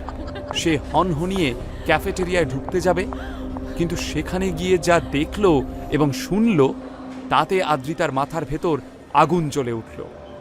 আসলে আদ্রিতার কিছু অফিস স্টাফ নীলকে নিয়ে আলোচনা করছিল। আদ্রিতা সাবধানে ওদের পিছনে দাঁড়িয়ে দেখে ওরা একটা ভিডিও দেখছে। এই ভিডিওটা আজকের, যখন নীল বিজনকে সবার সামনে অপমান করেছিল তখনই কেউ একটা রেকর্ড করেছিল হয়তো। আদ্রিতা অবাক হয়ে যাচ্ছিল ওর স্টাফদের সাহস দেখে। ভিডিওটা শেষ হতেই একটা স্টাফ প্রায় হেসে গড়িয়ে পড়ল। হাসতে হাসতে এবার আমার পেট ফেটে যাবে রে, 2 পয়সার মুরদ নেই, ম্যাডামের পয়সায় খায়, আবার ম্যাডামকেই কথা শোনায়। আরেকজন স্টাফও ওর সাথে গলা মেলায়। আমি কিন্তু আদ্রিতা ম্যাডামকে ভীষণ অ্যাডমায়ার করি। উনি যে কেন এই ছেলেটার সাথে রয়েছেন, এতদিনে তো ওনাদের ডিভোর্স হয়ে যাওয়া উচিত। তৃতীয় স্টাফও যোগ দিয়েছে এদের সাথে। আরে প্রথমে তো আদ্রিতা ম্যাডামের পেছন পেছন যাচ্ছিল, তখন তো দেখে মনে হচ্ছিল ম্যাডামের চাকর। তারপর দুম করে কেবিন থেকে বেরিয়ে এসে কি হুম্বি তম্বি, বাহ, বলে কিনা বিজন স্যারের আনা অত দামি হীরের হার নাকি নকল। জীবনে রূপো চোখে দেখেছে, হীরে তো দূরের কথা। অন্য একজন স্টাফ ব্যঙ্গ করে বলে, এই কেন রে, অমন হিরে দিয়ে মোড়ানো ইলেকট্রিক স্কুটারটা রয়েছে না ওর কাছে? আর এই শুনে সবাই হেসে গড়াগড়ি দিতে থাকলো। ক্যান্টিনের এক কোণে বসেছিল রিয়া। সেও ব্যঙ্গ করে বলে, গরিব মানুষ না হয় একটু আকাশকুসুম স্বপ্ন দেখেছে, তোরা কি পাষণ্ড রে, এভাবে বলছিস? বলেই একে অপরের গায়ে ঢলে পড়তে লাগলো। কিন্তু হঠাৎই কাউকে দেখে রিয়ার মুখের হাসি একেবারে কর্পূরের মতো উবে গেল। সবাই পেছন ফিরে ক্যাফেটেরিয়ার দরজার দিকে তাকাতেই দেখল আদ্রিতা ম্যাডাম দাঁড়িয়ে রয়েছে। আদ্রিতার চোখ মুখ দেখে সবার বুক কেঁপে উঠল। চোখে আগুন নিয়ে চোয়াল শক্ত করে সেন দৃষ্টিতে আদ্রিতা দেখছে সবাইকে। আদ্রিতার স্টাফরা খুব ভালো মতো জানে আদ্রিতা রেগে গেলে কারও রক্ষে নেই। তাও রিয়া একটু সাহস দেখিয়ে আমতা আমতা করে বলল, আসলে ম্যাডাম আমরা মানে। আদ্রিতা তীক্ষ্ণ দৃষ্টিতে তাকাতেই রিয়া চুপ, আর একটা কথাও ওর মুখ থেকে বেরোল না। অন্য স্টাফরা কোনো রকমে পালিয়ে বাঁচল। রিয়াও মাথা নিচু করে চলে গেল। শুধুমাত্র দাঁড়িয়ে রইল আদ্রিতা। মনের মধ্যে এক রাশ অপমান নিয়ে ওর সারা শরীর যেন ঘিন ঘিন করছিল। নীলের জন্য, শুধুমাত্র নীলের জন্য আজ আদ্রিতার স্টাফরা ওকে নিয়ে হাসাহাসি করছিল, ঠাট্টা তামাশা করছিল। আদ্রিতার নিজের হাতের মুঠোটা শক্ত করল। রাগে ঘৃণায় ওর সারা শরীর যেন ঝনঝন করে উঠল। নিজের কেবিনে ঢুকে সশব্দে কেবিনের দরজাটা বন্ধ করে দেয় আদ্রিতা। খাঁচায় বন্দি বাঘিনীর মতো ছটফট করছে সে। কফির কাপটাকেই সে দু হাতে চেপে ধরে নিষ্ফল আক্রোশে। কানের মধ্যে কর্মচারীদের হাসির শব্দ এখনো গুঞ্জিত হচ্ছে। রাগে মেঝেতে আছড়ে ফেলে কফির কাপ। অফিসের কর্মচারীরা কাপ ভাঙার শব্দে সচকিত হয়। তবে এমন অভিজ্ঞতা তাদের নতুন নয়। সবাই জানে আদ্রিতা নিজের রাগের বহিঃপ্রকাশ এভাবেই করে। এক রাশ অভিমান নিয়ে দেওয়ালে টাঙানো বাবার ছবির দিকে তাকায় সে। এবার রাগ পাল্টে যায় যন্ত্রণায়। চোখ ঝাপসা হয়ে আসে আদ্রিতার। কান্না ভেজা গলায় বলে, বাপি, কেন করলে এরকম? আমি তো তোমার কোনো কথা অমান্য করিনি, কখনো কোনো প্রেমের সম্পর্কে জড়াইনি, কারণ আমি জানতাম আমার বাপি আমার জন্য কখনো কোনো ভুল ডিসিশন নিতেই পারে না। এ তুমি আমার জন্য কেমন ভালো করলে বাপি? একটা অপদার্থ মেরুদণ্ডহীন মানুষের সাথে আমার সারাটা জীবন জুড়ে দিলে। এর চেয়ে তো নিজে হাতে আমায় বিষ খাইয়ে দিতে পারতে। বলতে বলতে কান্নায় ভেঙে পড়ে আদ্রিতা। আদ্রিতা শুধু তার বাবাকে নয়, মা চিত্রাকেও নিজের এই সর্বনাশের জন্য দোষারোপ করত। কিন্তু চিত্রার যে হাত পা বাঁধা, বিয়ের আগে সে নীলের ব্যাপারে কিছুই জানত না। চিত্রা যতই দজ্জাল মুখরা হোক না কেন, স্বামীর কোনো সিদ্ধান্তের উপর কথা বলার মতো ক্ষমতা তার ছিল না। তাই আদ্রিতার প্রশ্নগুলো নিরুত্তরই থেকে গেছে।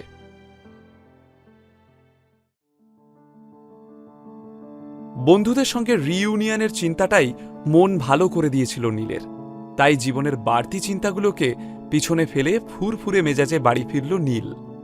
কিন্তু ঘরে ঢুকেই ও দেখল চায়ের কাপ হাতে সোফায় বসে টিভি দেখছে চিত্রা। নীলকে দেখে চিত্রা বলল, এই যে, এদিকে এসো, তোমার সাথে আমার ঝেড়ে ফেলে রিইউনিয়ন পার্টিতে যাওয়ার জন্য তৈরি হলো নীল। ব্ল্যাক স্যুট প্যান্টে নিজেকে প্রস্তুত করে নিল। মনে এক রাশ অপেক্ষা আর আনন্দ নিয়ে সে রওনা হলো। ওর নিজের কোনো গাড়ি নেই, একটা ইলেকট্রিক স্কুটারেই সে যাতায়াত করে। ওর মতে ওল্ড ইজ গোল্ড। তাই আজও এই প্রিয়তম পক্ষীরাজেই রওনা দিল নীল। শহরের অন্যতম নামী ইম্পেরিয়াল হোটেলেই রিইউনিয়নের ব্যবস্থা করা হয়েছিল। নীল নিজের ইলেকট্রিক স্কুটারে করে সেই হোটেলের পার্কিংয়ে এসে দাঁড়াল। নীলের অবস্থা দেখে হোটেলের দারোয়ানরাও মুচকি হাসল, কিন্তু তাতে বিশেষ পাত্তা দিল না নীল। ফুরফুরে মনে সবে মাত্র হোটেলে প্রবেশ করতে যাচ্ছে, পিছন থেকে একটা ডাক শুনে থমকে দাঁড়ালো। আইরে, আমার জন্য একটু দাঁড়া। পেছন ফিরতেই নীলের মুখে অনাবিল হাসি ফুটে উঠল। একটা লাল রঙের মার্সিডিজ থেকে ঝাঁকড়া চুলের যে সুদর্শন ছেলেটি নেমে এসেছে, ও নীলের বন্ধু শুভ্র। নীল প্রফুল্ল মনে এগিয়ে গেল শুভ্রর দিকে। আরে ভাই, কতদিন পর তোর সঙ্গে দেখা, কেমন আছিস বল? শুভ্র চোখ দিয়ে মেপে নিল নীলকে। নীলের পোশাক সুন্দর হলেও দামের দিক থেকে শুভ্রর ধারে কাছেও যাচ্ছে না। তাই দেখে শুভ্রর চোখে স্পষ্ট কৌতুকের ছাপ প্রকাশ পেল। সে বলল, নিজেই দেখে বুঝে নে কেমন আছি। নীল খুব সহজভাবেই শুভ্রকে বলল, দেখে তো ফ্যান্টাস্টিক মনে হচ্ছে।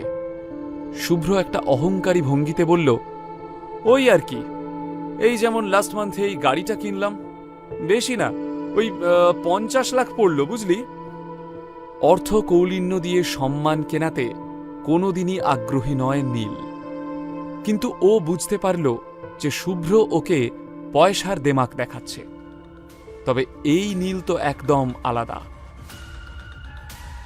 ও কি মুখ বুঝে সব সয়ে যাবে, নাকি নতুন কোনো খেলা শুরু করবে? বেশ রহস্য নিয়ে নীল শুভ্রকে বলল, তোকে একটা ম্যাজিক দেখাবো। নীল ঠিক কি করতে চাইছে শুভ্রর সাথে? কি ঘটতে চলেছে এই পার্টিতে? সোহিনীর সাথে দেখা হওয়ার পর কি হবে? নীলের সেই দ্বিতীয় শর্তটাই বা কি ছিল? আর সেই ডায়মন্ড নেকলেসটা কি পেল আদ্রিতা? শুভ্র বেশ ব্যঙ্গ করে জিজ্ঞেস করল, আজকাল ম্যাজিক দেখিয়ে পেট চালাচ্ছিস নাকি? বলেই হো হো করে হাসতে শুরু করল শুভ্র। নীল আবেগের সাথে নিজের ইলেকট্রিক স্কুটারটা দেখিয়ে বলল, তোর গাড়িটা তো দেখলাম, এবার আমার পক্ষীরাজটা দেখ। একবার চাপলেই মনে হবে খোলা আকাশে উড়ছিস, যেন পিসি সরকারের ম্যাজিক। নীলের আওয়াজে মায়া জড়িয়ে রয়েছে। শুভ্র কিছুক্ষণ হা করে নীলকে দেখল, তারপর সশব্দে হেসে উঠল। থাক বাবা, তোর ওই পক্ষীরাজ তোকেই মানায়। নীল বেশ বুঝতে পারল শুভ্র ওকে নিয়ে ব্যঙ্গ করছে। আগেও শুভ্র এমনই ছিল। লম্বা সুঠাম দেহের অধিকারী শুভ্র ছিল স্কুল কলেজের স্পোর্টস ক্যাপ্টেন। বহু মেয়ের ক্রাশও ছিল। সেই সময়েও নীলকে নানাভাবে তাচ্ছিল্য করার সুযোগ খুঁজত শুভ্র। আজও সেই প্রবণতা ওর যায়নি। নিজের মনের ভাব প্রকাশ না করে শুভ্রর সাথে রিইউনিয়ন পার্টি হলে ঢুকে পড়ল নীল। শুভ্রর পোশাকের চাকচিক্য, ওর বড়লোকি চালে প্রায় সব বন্ধুরাই ওকে নিয়ে মাতামাতি শুরু করল। বাইরের দেখনদারি নেই বলে নীলকে যেন চিনতে পেরেও না চেনার ভান করল সবাই। আঘাত পেল নীল। অনেক প্রত্যাশা নিয়ে সে এসেছিল এখানে, তার ফেলে আসা শৈশব খুঁজে পাবে বলে। কিন্তু সময়ের সাথে সাথে মানুষ কত পাল্টে যায়। স্কুল কলেজে এক বেঞ্চে বসা বন্ধুরা জীবনে প্রতিষ্ঠিত হওয়ার পর আর যেন চিনতেও পারছে না নীলকে। আহত নীলের মনে হল, আসলে এই দুনিয়ায় সবাই টাকার বশ।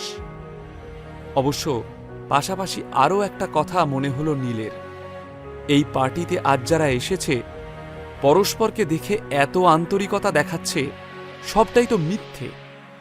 যে ভালোবাসা ওরা দেখাচ্ছে সেটা বন্ধুর প্রতি বন্ধুর ভালোবাসা নয়, স্টেটাস আর অর্থের প্রতি শো অফ মাত্র।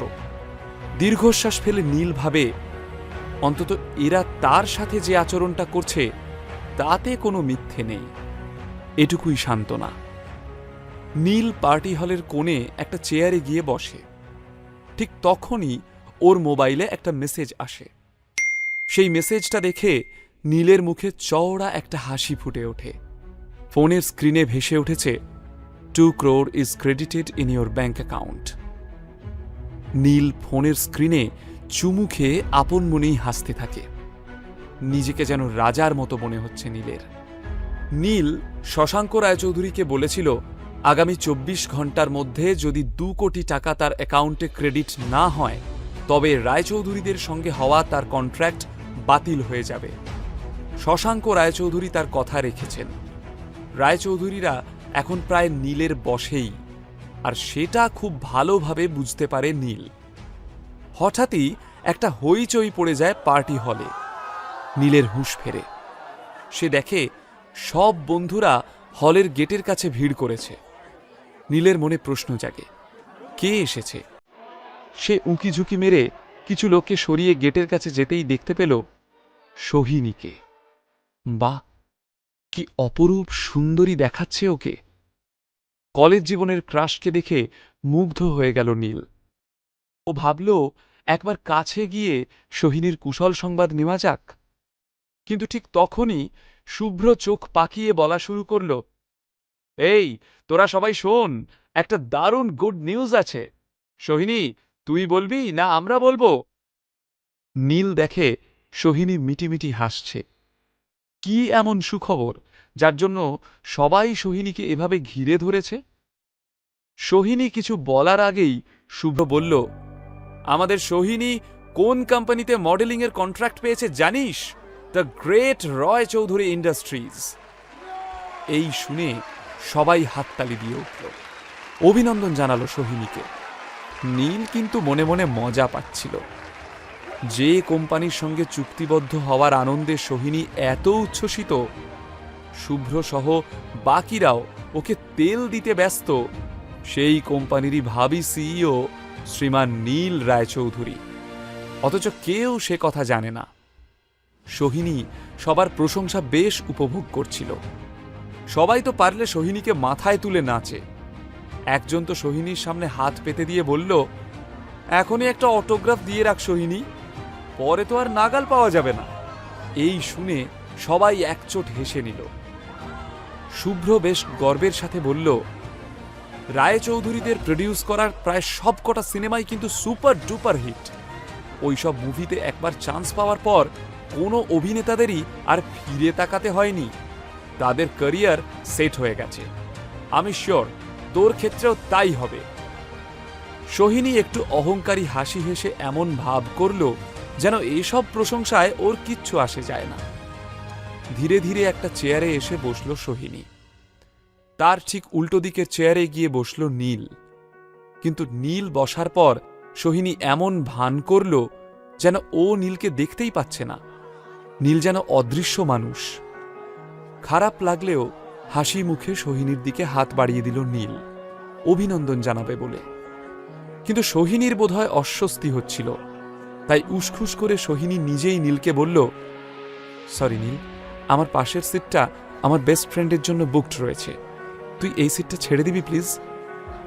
নীল বুঝতে পারল সোহিনীও ওকে এড়িয়ে যেতে চাইছে। মনে যন্ত্রণা নিয়ে ফিরে যাচ্ছিল নীল। কিন্তু কিছুটা যেতেই ও থমকে দাঁড়ালো। মনে মনে ভাবল, এত সহজে কোনো কনক্লুশনে আসাটা কি ঠিক? আজকেই যাচাই করে নেওয়া যাবে যে টাকার গরমে সোহিনীরও কি বাকিদের মতো মাটিতে পা পড়ে না, নাকি সোহিনী এখনো আগের মতো ভালো মানুষ রয়ে গেছে। নীলের মাথায় একটা দুষ্টু বুদ্ধি খেলে গেল। নিজে বোকা সাজার ভান করে অন্যদের বোকা বানানোর বুদ্ধি। নীল এক গাল হেসে সোহিনীর কাছে ফিরে গেল এবং ক্যাবলাকান্তের মতো বলল, এ বাবা, ওই দেখো, তোমার কলেজ জীবনের বেস্ট ফ্রেন্ড প্রিয়াঙ্কা এবং শুভ্র দুজনেই তোমার ল্যাং মেরে বার কাউন্টারে বসে গল্প করছে। ওরা কি তোমার পাশে আর বসবে? নীলের এই কথা শোনার জন্য প্রস্তুত ছিল না সোহিনী। সে ভেবেছিল তার কথা শুনে নীল সুরসুর করে উঠে চলে যাবে, কিন্তু নীল উল্টে তাকেই এভাবে অপমান করল। আক্রোশে ঠিক পাল্টা অপমানটাই করতে চাইল সোহিনী। নিজের বাঁ হাতের আঙুল দিয়ে নিজের নাকটা চেপে ধরে বেশ চিৎকার করেই বলল, আসলে তোমার গায়ে ভীষণ দুর্গন্ধ নীল, আমার তাতে গা গুলিয়ে উঠছে। সোহিনীর কথা শুনে নীল যেন আকাশ থেকে পড়ল। ওকে অপদস্থ করার জন্য এ কেমন কথা বলল সোহিনী? সবার সামনে সোহিনী এভাবে ছোট করল নীলকে। আশেপাশের বন্ধুরা ব্যাপারটাতে মজা পেয়ে গিয়েছে। তারাও সোহিনীর তালে তাল মিলিয়ে নীলকে ব্যঙ্গ করতে শুরু করল। সত্যি নীলটা আর শুধরালো না। এত বড় একটা পার্টিতে আসার আগে চানটুকুও করে আসিসনি? রায়চৌধুরীদের হবু স্টারের পাশে তোকে তো ডাস্টবিন লাগছে রে নীল। এই শুনে নীলের ক্লাসমেটরা সবাই হো হো করে হাসতে শুরু করল।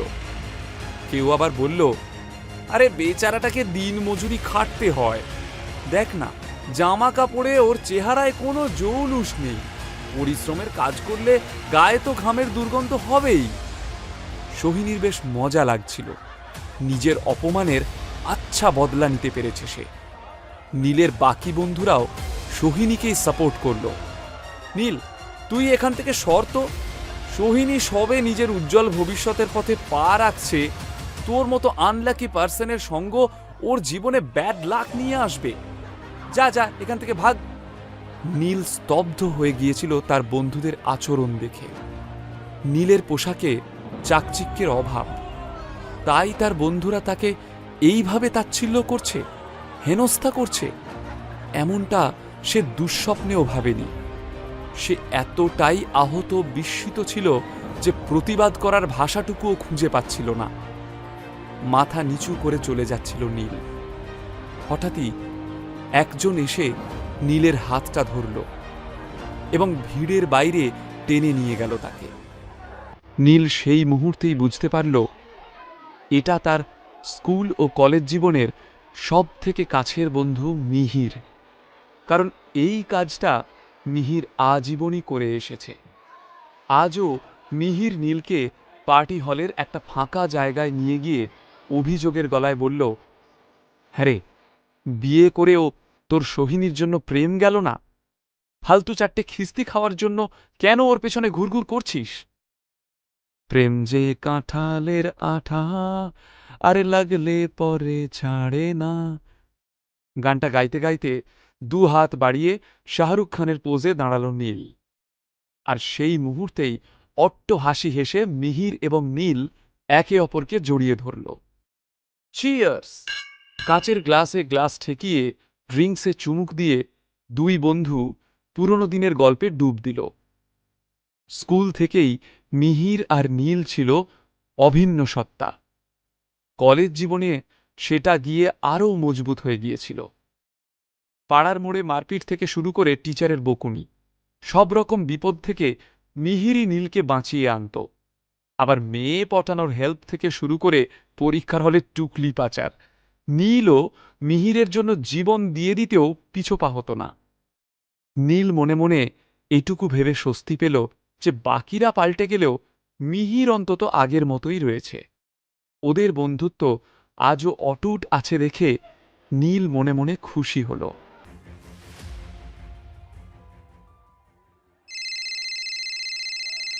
নীল দেখল ওর ফোনে আদ্রিতার নাম ভেসে উঠেছে। অসময়ে আদ্রিতার ফোন দেখে বুক কেঁপে উঠল নীলের। তাড়াতাড়ি ফোনটা রিসিভ করতে যাবে, কিন্তু তার আগেই বন্ধুদের কাছে হাসির খোরাক হয়ে গেল নীল। যেমন মান্ধাতার আমলের ফোন, তেমনি প্যানপ্যানে সলিল চৌধুরীর গানের রিংটোন। সত্যি বাবা, টাইম মেশিনে চেপে ভুল করে আমাদের সময় চলে এসেছিস রে নীল। আবারও হাসির রোল উঠল, আর এই হাসি ঠাট্টাতেই আদ্রিতার ফোনটা গেল কেটে। কিন্তু আশ্চর্য ব্যাপার, নীলের মাথা গরম হলো না। নিজের ফোনের স্ক্রিনটার দিকে হাসি হাসি মুখে তাকিয়ে থাকল সে। আদ্রিতা একটি মেসেজ পাঠিয়েছে, ফ্রি হয়ে কল করো। এভাবে আগে কখনো আদ্রিতা বলেনি নীলকে। তাহলে কি আদ্রিতার মনে নীলের জন্য জায়গা তৈরি হচ্ছে? নীল আশা নিয়ে কলব্যাক করল, কিন্তু ওপাশ থেকে আদ্রিতার সেই চেনা ঝাঁঝালো আওয়াজই শুনতে পেল নীল। কোন রাজকার্য করছো যে ফোন তুলতে দেরি হলো? যেটা করতে বলেছিলাম সেটা হয়েছে? ভুলে যেও না, আজকে সন্ধ্যের ফ্যামিলি গেট টুগেদারে তোমাকে কিন্তু সভ্য হয়ে আসতে হবে। দয়া করে নিজের ওই হাড় হাবাতে লুকটা নিয়ে যেন উপস্থিত হয়েও না। তোমার জন্য আমি আর অন্যের কাছে হাসির খোরাক হতে রাজি নই, কথাটা যেন মাথায় থাকে। কোনো উত্তর না শুনেই ফোনটা কেটে দিল আদ্রিতা। অনেক আশা নিয়ে নীল ফোনটা করেছিল, কিন্তু ফলাফল একই পেল সে। ফ্যামিলি গেট টুগেদারে যাওয়ার জন্য আদ্রিতাও ওর কাজগুলো তাড়াতাড়ি গুটিয়ে নিয়েছিল। বাড়ি ফিরে বিকেলের পার্টির প্রস্তুতি নিতে হবে। সবে অফিস থেকে বের হতে যাবে এমন সময় একজন স্টাফ এসে বলল, ম্যাডাম, আপনার সঙ্গে একজন দেখা করতে এসেছে। অবাক হয়ে আদ্রিতা বলে, আমার সাথে? কোনো অ্যাপয়েন্টমেন্ট ছিল নাকি? স্টাফ দুদিকে মাথা নাড়িয়ে বলল, না ম্যাডাম, এনাকে আগে কখনো দেখিনি, তবে বলছেন আপনার সঙ্গে খুব আর্জেন্ট দরকার। আদ্রিতা খানিক অবাক হল। হঠাৎ কে এলো ওর সাথে দেখা করতে? ঠিক আছে, পাঠিয়ে দাও, আদ্রিতা বলল। ওদিকে রিইউনিয়ন পার্টিও শেষ হতে চলেছে। যাওয়ার আগে সবাই সবাইকে জড়িয়ে ধরে বলল, খুব শিগগিরই তারা আবারও একটা রিইউনিয়ন করবে। আবারও কিছু মিথ্যে প্রতিশ্রুতি দিয়ে সবাই সবাইকে বিদায় জানাতে আরম্ভ করল। সোহিনী বাড়ি যাওয়ার জন্য পা বাড়াতেই অনেক বন্ধুরাই ওকে নিজের গাড়িতে এগিয়ে দেওয়ার জন্য রিকোয়েস্ট করতে লাগলো। তাতে সবার প্রথমে নাম লিখিয়েছিল শুভ্র, কিন্তু মাতাল সোহিনী সবাইকে রিফিউজ করে বলল, so sorry guys, I have my own car, so excuse me. Sohini সকলকে হতাশ করে নিজের ইম্পোর্টেড গাড়িতে ধুলো উড়িয়ে চলে গেল। শুধু যাওয়ার আগে একবার নীলের দিকে তাকালো। কেন তাকালো তা নীলও বুঝতে পারল না। সোহিনী চলে যেতেই নীলের মনে পড়ল আদ্রিতার কথাগুলো। সত্যি এখনও সেনবাড়ির গেট টুগেদারে পরে যাওয়ার মতো পোশাক কেনা হয়নি তার। বিন্দু মাত্র সময় নষ্ট না করে মিহিরের সাথে নাম্বার এক্সচেঞ্জ করে দ্রুত বেরিয়ে পড়ল নীল। ওদিকে কিছুক্ষণ পরই একজন কালো স্যুট পরা ভদ্রলোক আদ্রিতার কেবিনে এলেন। চেহারা দেখে বলে দিতে হয় না যে বেশ সম্ভ্রান্ত বংশের মানুষ। তার হাতে একটা গিফট প্যাক। আদ্রিতা ভ্রু তুলে বলল, বলুন কি ব্যাপারে কথা বলতে চান। ভদ্রলোক খুব বিনীতভাবে সেই গিফট বক্সটা আদ্রিতার দিকে এগিয়ে দিয়ে বললেন, ম্যাডাম, এটা আমাদের বস আপনার জন্য পাঠিয়েছেন। আদ্রিতা অবাক হয়ে বলল, আপনাদের বস কে বলুন তো, আর এতে কি রয়েছে?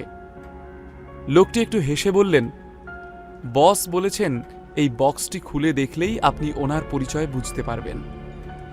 আদ্রিতা সত্যি বুঝতে পারছিল না এমন একটা গিফট বক্স ওকে কে পাঠাতে পারে। নেওয়াটা আদৌ উচিত হবে কিনা তাও বুঝে উঠতে পারছিল না। একটু ইতস্তত করে অবশেষে বক্সটা হাতে নিল আদ্রিতা। ভদ্রলোক আদ্রিতাকে অভিবাদন করে চলে গেলেন। কিন্তু আদ্রিতার মনের ভিতর তখন হাজারো প্রশ্নের ঝড়। কে পাঠালো এই অদ্ভুত উপহার? কি আছে এতে? আদ্রিতার কথা রাখতে নীল শপিং মলে গেল ঠিকই, কিন্তু দামি দামি পাঞ্জাবিগুলোর মধ্যে কোনোটাই ওর তেমন পছন্দ হলো না। কোনোটার রং পছন্দ হয়, নয়তো কোনোটার ফিটিংস। কোনোটার ডিজাইন পছন্দ হয় তো মনে প্রশ্ন জাগে যে আদ্রিতার ভালো লাগবে কিনা। বেশ কিছুক্ষণ এইসব বাছাবাছি করার পর নীল রীতিমতো বিরক্ত হয়ে উঠল। কি ঝকমারি কাজ রে বাবা! অবশেষে সে ফোন করল তার পার্সোনাল সেক্রেটারিকে। রায়চৌধুরী ইন্ডাস্ট্রিজের কর্ণধার শশাঙ্ক রায়চৌধুরী এরই মধ্যে কোম্পানির ভাবি সিইও নীল রায়চৌধুরীর জন্য একজন পার্সোনাল সেক্রেটারির ব্যবস্থা করেছেন। একে একে এক বিলাসবহুল জীবনযাপনের জন্য ঠিক যা যা প্রয়োজন সেই সব কিছু হাতের মুঠোয় এসে যাচ্ছে নীলের। ওর চির অভ্যস্ত পৃথিবীটা যেন একটু একটু করে পাল্টে যাচ্ছিল। নীলের পার্সোনাল সেক্রেটারিটিও বেশ করিতকর্মা। খুব তাড়াতাড়ি সে নীলের জন্য একটা সুন্দর সিল্কের পাজামা পাঞ্জাবি বেছে ফেলল, যার রংটাও সুন্দর, আবার ফিটিংও সেরা। ট্রায়াল রুমে নিজেকে আয়নায় দেখে নীলের মনে হলো এটা আদ্রিতার নিশ্চয়ই পছন্দ হবে। জামা কাপড় কেনা হলে নীল রওনা হলো বাড়ির পথে। গিফট বক্সটা হাতে নিয়ে অনেকক্ষণ চুপচাপ বসেছিল আদ্রিতা। একদিকে অদম্য কৌতূহল, অন্যদিকে একটা অদ্ভুত অস্বস্তি হচ্ছিল ওর। অবশেষে অস্বস্তিটাকে দমন করে আদ্রিতা গিফট বক্সটা খুলে ফেলল। আর বক্সটা খোলার সঙ্গে সঙ্গে আদ্রিতার চোখ ধাঁধিয়ে গেল হীরের ঝলকানিতে। পাশে দাঁড়ানো দুজন স্টাফ হারটা দেখে আর নিজেদের সংবরণ করতে পারল না। তাদের মুখ দিয়ে বেরিয়ে এলো, ওহ মাই গড, এটা তো ড্রিম লাভার্স নেকলেস। ভারতবর্ষে মাত্র 10 জন মানুষের কাছে এই নেকলেস রয়েছে। সেই লিস্টে ম্যাডামের নামটাও জুড়ে গেল। ম্যাডামের বয়ফ্রেন্ড কি দারুণ একটা উপহার দিয়েছেন। আদ্রিতা স্টাফ দুজনের দিকে এমনভাবে তাকালো যেন চোখ দিয়েই ভস্ম করে দেবে। তারা তড়িঘড়ি সেখান থেকে দৌড়ে পালালো। কিন্তু আদ্রিতার তখনও বিস্ময়ের ঘোর কাটেনি। তার ছোটবেলা থেকেই স্বপ্ন একদিন সে এমন একটা নেকলেস কিনবে। আজ সেই স্বপ্ন পূরণ হলো, কিন্তু তবুও আদ্রিতা স্বস্তি পাচ্ছে না। খুব ভালো করেই বুঝতে পারল যে এই নেকলেসটির প্রতিটি হীরেই আসল এবং ভীষণ রেয়ার, আর তাই কোনো সাধারণ মানুষের পক্ষে এটা কেনা সম্ভব নয়। তার মানে কি বিজনই তাকে এই নেকলেসটা উপহার দিল? নীলের সাথে সকালের বাকবিতণ্ডায় বিজনের খুবই ইগো হার্ট হয়েছে, আর সেই কারণেই বিজন নিজের সর্বস্ব সঞ্চিত অর্থ খরচ করে এই ড্রিম লাভার নেকলেস কিনেছে তার জন্য। আদ্রিতার গাড়িটা হাইওয়ে ধরে দ্রুত ছুটেছে বাড়ির পথে। গাড়িতে বসে আদ্রিতা শুধুমাত্র বিজনের কথাই ভাবতে থাকল। বিজন তার সর্বস্ব বাজি রেখেছে আদ্রিতার ভালো লাগার ড্রিম লাভার নেকলেস কেনার জন্য। বিজনের জন্য তার মনে একটা হালকা ভালো লাগার অনুভূতি ছড়িয়ে পড়ল। ডায়মন্ড নেকলেসে হাত বুলিয়ে আদ্রিতা ভাবল, আজকের বিকেলের গেট টুগেদারে সে এই হারটাই পরবে। এই হারটা পরেই সবার নজর কাড়বে ও। সেন পরিবারের কারো কাছেই এত দামি হার নেই। পরিবারের সবার কাছে ওর সম্মান বহু গুণে বেড়ে যাবে আজ। নীল যখন বাড়ি ফিরে নিজের ঘরে এলো, তার একটু আগেই আদ্রিতা ফিরেছে। ঘরে ঢোকার মুখেই আদ্রিতার দিকে নজর গেল নীলের। একটা সিঁদুর রঙা বালুচুরি শাড়িতে যেন অপরূপা লাগছে আদ্রিতাকে। আয়নার সামনে দাঁড়িয়ে আদ্রিতা নিজের গলার হারে এক রাস মুগ্ধতা নিয়ে হাত বোলাচ্ছিল। নীল অপলক দৃষ্টিতে তাকিয়ে রইল আদ্রিতার প্রতিবিম্বের দিকে। আয়নাতে নীলের প্রতিচ্ছবি দেখে আদ্রিতার মুখে বিরক্তির চিহ্ন ফুটে উঠল। বেচারি আদ্রিতা জানেও না, যেই নীলের প্রতি এতখানি বিরক্তি তার, সেই নীলই তাকে তার পছন্দের ড্রিম লাভার নেকলেস উপহার দিয়েছে। আদ্রিতা তো ভাবছিল এই নেকলেস বিজনের উপহার। নীলকে দেখে দ্রুত পায়ে সেখান থেকে চলে গেল আদ্রিতা। কিন্তু নীলের মনে কোনো দুঃখ নেই, কারণ এই প্রথম ও আদ্রিতাকে কিছু একটা উপহার দিয়েছে। সেই উপহার পেয়ে আজ আদ্রিতা ভীষণ খুশি, তাই নীলের মনও উৎফুল্ল। এমন সময়ই চিত্রার কর্কশ আওয়াজ নীলের কানে এলো। এই যে নবাব পুত্তুর। দেখে মনে হচ্ছে সেনবাড়ির জামাই, না হলে অন্য সময় তো চাকর বাকরের থেকেও অধম মনে হয়। লোকসমাজে পরিচয় দিতে সম্মানে বাঁধে। আদ্রিতা কিছু বলার আগেই চিত্রা তার তথাকথিত কর্কশ গলায় কথাগুলো বলল নীলকে। নীলই গাড়ি চালিয়ে আদ্রিতা এবং চিত্রাকে নিয়ে পৌঁছে গেল সেন ম্যানসনের সামনে। একটা অতি পরিচিত গলার ডাক শুনতে পেল সে। দাঁড়াও, চমকে তাকালো নীল। কার কণ্ঠস্বর শুনে এমন চমকালো নীল? সেন পরিবারের ফ্যামিলি গেট টুগেদারে কি কোনো অঘটন ঘটতে চলেছে? আজ রাতে কি কোনো নতুন টুইস্ট ঘটতে চলেছে আদ্রিতা এবং নীলের সম্পর্কে?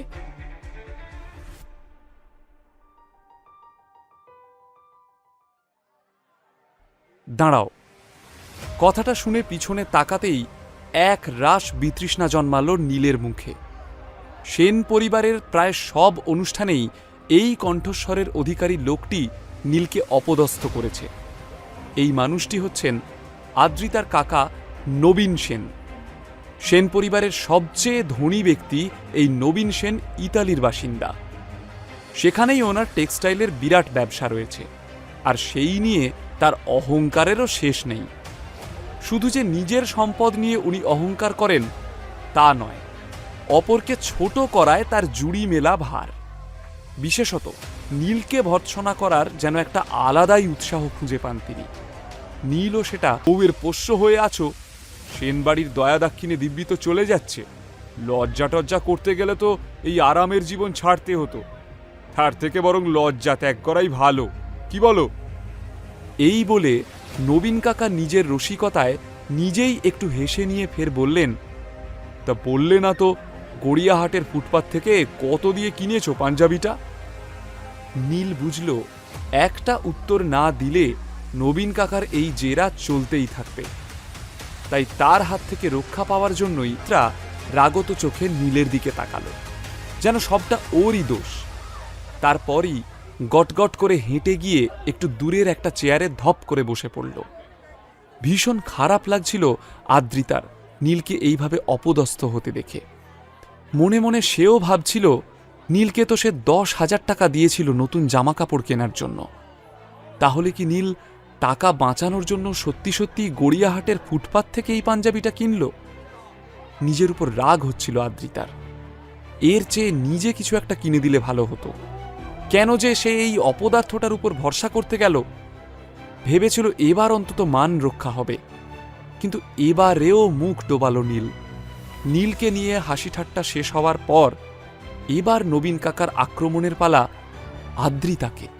বিরস বদনে আদ্রিতাকে দাঁড়িয়ে থাকতে দেখে নবীন কাকা ওর কাছে এলেন এবং আপাদমস্তক জরিপ করে বললেন, এ কি আদ্রিতা, নীল না হয় একটা ভিখারি বাড়ির ছেলে, কিন্তু তুমি তো সেন বাড়ির মেয়ে। ছোট থেকেই বড়লোকির মধ্যে মানুষ হয়েছ, তবে তোমার এমন দশা কেন? আদ্রিতা বুঝতে পারে না কোন দিক থেকে আক্রমণটা করতে চলেছেন নবীন কাকা। সে একটু অপ্রস্তুতভাবে গলার হারে, শাড়িতে হাত বোলায়। মুখ বেঁকিয়ে নবীন কাকা বললেন, টেক্সটাইলের বিজনেস করি, কাপড় দেখেই তার মূল্য বুঝে যাই। তোমার শাড়িটা খুব বেশি হলে 15,000 হবে কি, তাই তো? ছি ছি ছি, সেন ম্যানসনে পার্টি আর তুমি সেখানে এত সস্তার একটা শাড়ি পরে চলে এসেছো, আমি তো ভাবতেই পারছি না। আমাকে দেখো, স্পেশালি আজকের অনুষ্ঠানের জন্য আমার ইটালিয়ান ডিজাইনারকে দিয়ে এই স্পেশাল স্যুটটা বানিয়েছি। হ্যাঁ, 5 লাখ পড়লো, তবে সে পড়ুক, পারিবারিক অনুষ্ঠানের কাছে এই টাকা তো নস্যি, আমার কাছে আবার ফ্যামিলি ফার্স্ট। আশেপাশে থাকা সকলের মধ্যে একটা বিস্ময়পূর্ণ গুঞ্জন শোনা গেল। 5 লাখ টাকার স্যুট, তাও আবার ইটালিয়ান ডিজাইনারকে দিয়ে, বাপরে, এটা ভাবাই যায় না। নবীন কাকা মনে মনে বেশ আনন্দ পাচ্ছিলেন। উনি সারাক্ষণই লাইমলাইটে থাকতে চান। হয় সকলে ওনার প্রশংসা করবে, না হয় ওনার ঐশ্বর্যকে ঈর্ষা করবে। একটা পরিতৃপ্তির হাসি ফুটে উঠল নবীন কাকার মুখে। জোর গলায় মিথ্যে বললেও তা সত্যির মতোই শোনায়, এবং সেই পদ্ধতিতে সবাইকে বোকা বানানোর এই খেলাটা তার প্রিয় ট্যাকটিস। অন্যদিকে মাটিতে মিশে যেতে ইচ্ছে করছিল আদ্রিতার। চোখের কোণ চকচক করছে। পরিবারের এই টক্সিক দেখনদারিতে পাল্লা দিতে দিতে সে যেন ক্লান্ত। এতক্ষণ নীলের মুখে মিটিমিটি হাসি ছিল, কিন্তু এবার তারও মুখ শুকিয়ে গেল। আসলে নিজের অপমান সে মেনে নিতে পারলেও তার স্ত্রী আদ্রিতাকে কেউ কিছু বললে সেটা সে একেবারেই সহ্য করতে পারে না। আদ্রিতার মুখের দিকে তাকালো নীল। চিবুক বেয়ে চোখের জল গড়িয়ে পড়ছে। আদ্রিতার ম্রিয়মান মুখ দেখে নীলের চোয়াল শক্ত হয়ে গেল। নীল এগিয়ে গেল নবীন কাকার দিকে। যেভাবে পার্টির একদম শুরুতেই নীলের ঘাড়ে হাত রেখে কথা বলেছিলেন নবীন কাকা, ঠিক সেভাবেই নবীন কাকার ঘাড়ে হাত রাখল নীল। তারপর একটু মজার সুরে বলল, এত তাড়াতাড়ি আদ্রিতার পোশাকের সম্পর্কে এমন সিদ্ধান্ত নিয়ে ফেললেন নবীন কাকা? নবীন কাকা ঝটকা মেরে নীলের হাতটা নিজের ঘাড় থেকে সরিয়ে দিয়ে বললেন, এ কি অসভ্যতা! সামান্য সভ্যতা ভব্যতা জ্ঞানটুকু তোমার নেই? ভুলে যেও না, আমি আদ্রিতার কাকা, তোমার বন্ধু না। তারপর হাত দিয়ে স্যুটটাকে ঝাড়তে লাগলেন, যেন নীলের হাত লেগে তার স্যুটটা নোংরা হয়ে গিয়েছে। নীল তা দেখেই অট্ট হাসি হেসে উঠল। নবীন কাকা সহ বাকি সকলেই অবাক। নীল বলল, এই কারণেই আমার আদ্রিতা পোশাকের পিছনে খরচ করা পছন্দ করে না। এই দেখুন না, আপনার 5 লাখ টাকার স্যুট আমার হাত লেগে এক্ষুনি নোংরা হয়ে যাচ্ছিল। আমার আদ্রিতা তেমন জিনিস পরতে পছন্দ করে যাতে কারো হাত লেগে নষ্ট হয়ে যাওয়ার ভয় নেই। কাকা, আপনি আপনার ভাইজির গলার দিকে ভালো করে তাকিয়ে দেখেননি, তাহলেই দেখতে পাবেন আদ্রিতার গলায় আজকে যে হারটা শোভা পাচ্ছে এটা ড্রিম লাভার নেকলেস। চমকে গিয়ে নবীন কাকা আদ্রিতার গলার দিকে তাকালেন। এতক্ষণ সত্যি আদ্রিতাকে কোণঠাসা করার হিংস্র আনন্দে গলার দিকটা খেয়ালই করেননি নবীন কাকা। এখন আদ্রিতার গলার দিকে তাকিয়ে তার মুখে বিচিত্র ভাব দেখা গেল। প্রথমে বিস্ময়, তারপর অবিশ্বাস, শেষে সাংঘাতিক ঈর্ষা। চোখ দুটো চকচক করে উঠল। পার্টি হলে উপস্থিত সেন পরিবারের বাকি সদস্যরা সকলেই নীলের কথায় চমকে তাকিয়েছে আদ্রিতার গলার দিকে। সত্যিই তো, আদ্রিতার গলায় যে নেকলেসটা রয়েছে সেটা তো ড্রিম লাভার নেকলেস। সারা ভারতবর্ষে যে নেকলেস মাত্র 10 জন মহিলার কাছে রয়েছে, তারই একটা এখন শোভা পাচ্ছে আদ্রিতার গলায়। ধনী পরিবারের প্রতিটি মহিলার স্বপ্ন এই ড্রিম লাভার নেকলেস, কিন্তু পেয়েছে আদ্রিতা। আদ্রিতার মলিন বিষণ্ণ মুখে এতক্ষণে হাসি ফুটে উঠল। এক মুহূর্তের মধ্যেই পার্টির মধ্যমণি হয়ে উঠল আদ্রিতা, তার মুখে বিজয়ীর হাসি। এইভাবে যে হেরে যেতে হবে এটা নবীন কাকা ভাবতেও পারেননি। মুখ বিকৃত করে নবীন কাকা বললেন, ড্রিম লাভার নেকলেস না ছাই, এত টাকা তোমাদের কাছে এলো কোথা থেকে শুনি? নিশ্চয়ই ওই নেকলেস নকল। এটা কিন্তু নবীন কাকা একেবারেই আক্রোশের বশে বলেছিলেন। তিনি ওই নেকলেসটার দিকে এক ঝলক তাকিয়েই পরিষ্কার বুঝতে পেরেছিলেন ওটা সত্যিই ড্রিম লাভার নেকলেস। নীল এবার কাঁধ ঝাঁকিয়ে বলল, সে আপনার বিশ্বাস করতে হয় করুন, না হলে করবেন না। আপনার বিশ্বাস অবিশ্বাসের ওপর তো আর হীরের দাম কমে যাবে না। আর হ্যাঁ, জীবনের টাকার থেকে মুখ তুললে দেখতে পাবেন ভালোবাসা বলেও একটা বস্তু রয়েছে। আদ্রিতা বিস্মিত চোখে দেখছিল নীলকে। কেমন একটা প্রোটেক্টিভ হাজব্যান্ডের মতো আদ্রিতার জন্য দুনিয়ার সাথে লড়ে যাচ্ছিল নীল। অজান্তেই আদ্রিতার চোখে একটা ভালো লাগাও জন্মাচ্ছিল। বেশ একটা জোরালো মতবিরোধ শুরু হয়ে যাচ্ছিল নীল এবং নবীনের মধ্যে। নবীনকে কখনো কেউ এভাবে কিচ্ছু বলার সাহস পায়নি। নীলের স্পর্ধা দেখে সবাই অবাক। চিত্রা এবার নিজের সিট ছেড়ে এগিয়ে এসে নীলকে একটু ধমক দিয়েই বলে, আহ নীল, চুপ করো, বড়দের সাথে কিভাবে কথা বলতে হয় জানো না?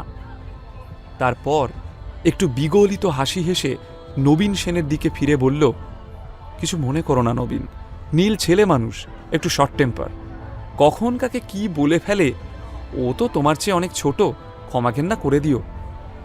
নবীন অপমানে লাল হয়ে বললেন, থাক বৌদি, শাক দিয়ে আর মাছ ঢাকতে হবে না। অপ্রস্তুত মুখে কথা ঘোরানোর জন্য চিত্রা বলল, ইয়ে মানে কাবেরী আর তোমার মেয়ে স্নিগ্ধা কেমন আছে? নবীন সেন এত সহজে ছাড়ার পাত্র নন। উন্নাসিক ভঙ্গিতে তাচ্ছিল্যের হাসি হেসে নবীন বললেন, খারাপ থাকতে যাবে কেন, খুব ভালো আছে। ওরা এখন ইতালিতে, আসছে বছরই স্নিগ্ধার বিয়ে। জামাই আমার আমেরিকার সেটেলড ডাক্তার, যার তার কাছে তো আর মেয়ে গছিয়ে দিতে পারি না, বংশের সম্মানটা তো নিজেদেরকেই ধরে রাখতে হবে। চিত্রার কাছে ব্যাপারটা যেন হলো গাল বাড়িয়ে চড় খাওয়ার মতো। নীলকে নিয়ে বরাবরই তাকে কথা শুনতে হতো, কিন্তু আজকে একটু বেশি বাড়াবাড়ি হয়ে গিয়েছে। নবীনের কথাগুলো শুনে চিত্রার মুখ শুকিয়ে গেল।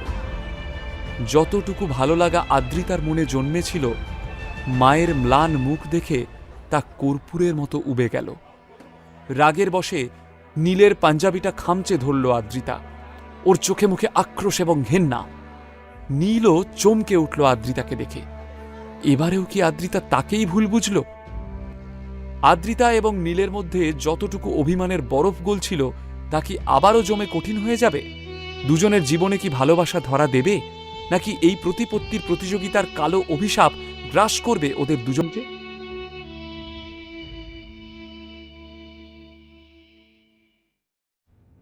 কি হলো, এত তর্কাতর্কি কিসের? রাগের বশে নীলকে কিছু একটা বলতে যাচ্ছিল, কিন্তু হঠাৎই এই কথাটা শুনে থমকে দাঁড়ালো আদ্রিতা। শুধু আদ্রিতা নয়, সেন পরিবারের সকলেই নিজের নিজের জায়গায় উঠে দাঁড়ালো। নবীন সেনও নিজের স্যুটটাকে একবার ভালো করে ঠিক করে নিয়ে হাসি হাসি মুখে ফিরে তাকালেন। সেন ম্যানসনের বহু পুরনো কাজের লোক হুইল চেয়ার ঠেলে এই পরিবারের সবচেয়ে বরিষ্ঠ সদস্যা শ্রীমতী কল্যাণী সেনকে পার্টিতে নিয়ে এলো। ইনি আদ্রিতার ঠাকুমা। তিনিই সবাইকে আমন্ত্রণ জানিয়েছিলেন। বয়স ৯০ হলেও এখনও বেশ শক্ত সমর্থ। ধবধবে সাদা চুল এবং শ্বেতশুভ্র পোশাকে রাশভারী লাগছে কল্যাণী সেনকে। আজও তার দাপটে পরিবারের সকলেই থরহরিকম্প। পারিবারিক ব্যবসাতেও বাকিদের মতো তিনিও যথেষ্ট মাথা খাটান। সেন পরিবারের বিপুল সম্পত্তির অধিকারিণী বলে পরিবারের সকলেই তাকে সমীহ করে চলে। অবশ্য কল্যাণী যে ভীষণ তর্জন গর্জন করেন তেমন নয়। তার মুখে সবসময়ই একটা হাসি লেগে রয়েছে, কিন্তু তার এই হাসি মুখের আড়ালে যে একটা কঠিন রূপ লুকিয়ে রয়েছে তা কারোরই অজানা নয়।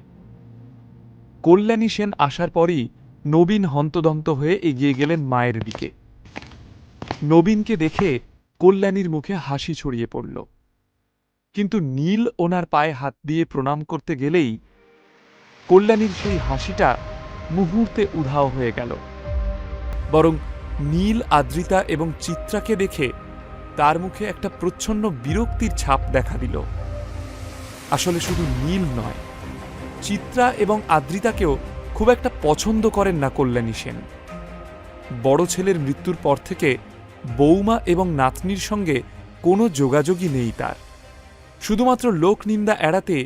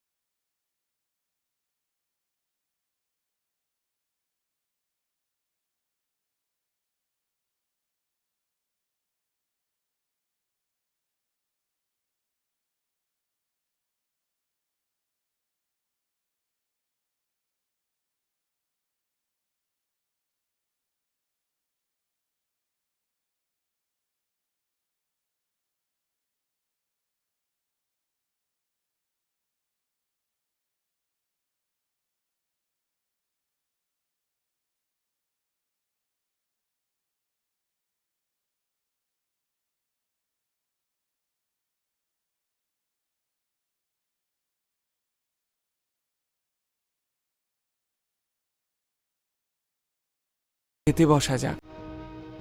প্রত্যেকটা অনুষ্ঠানেই এলাহি খাবারের ব্যবস্থা করেন কল্যাণী সেন। সমস্ত কিছুতেই বনেদি পরিবারের সাবেকি বাঙালিয়ানার ছাপ স্পষ্ট।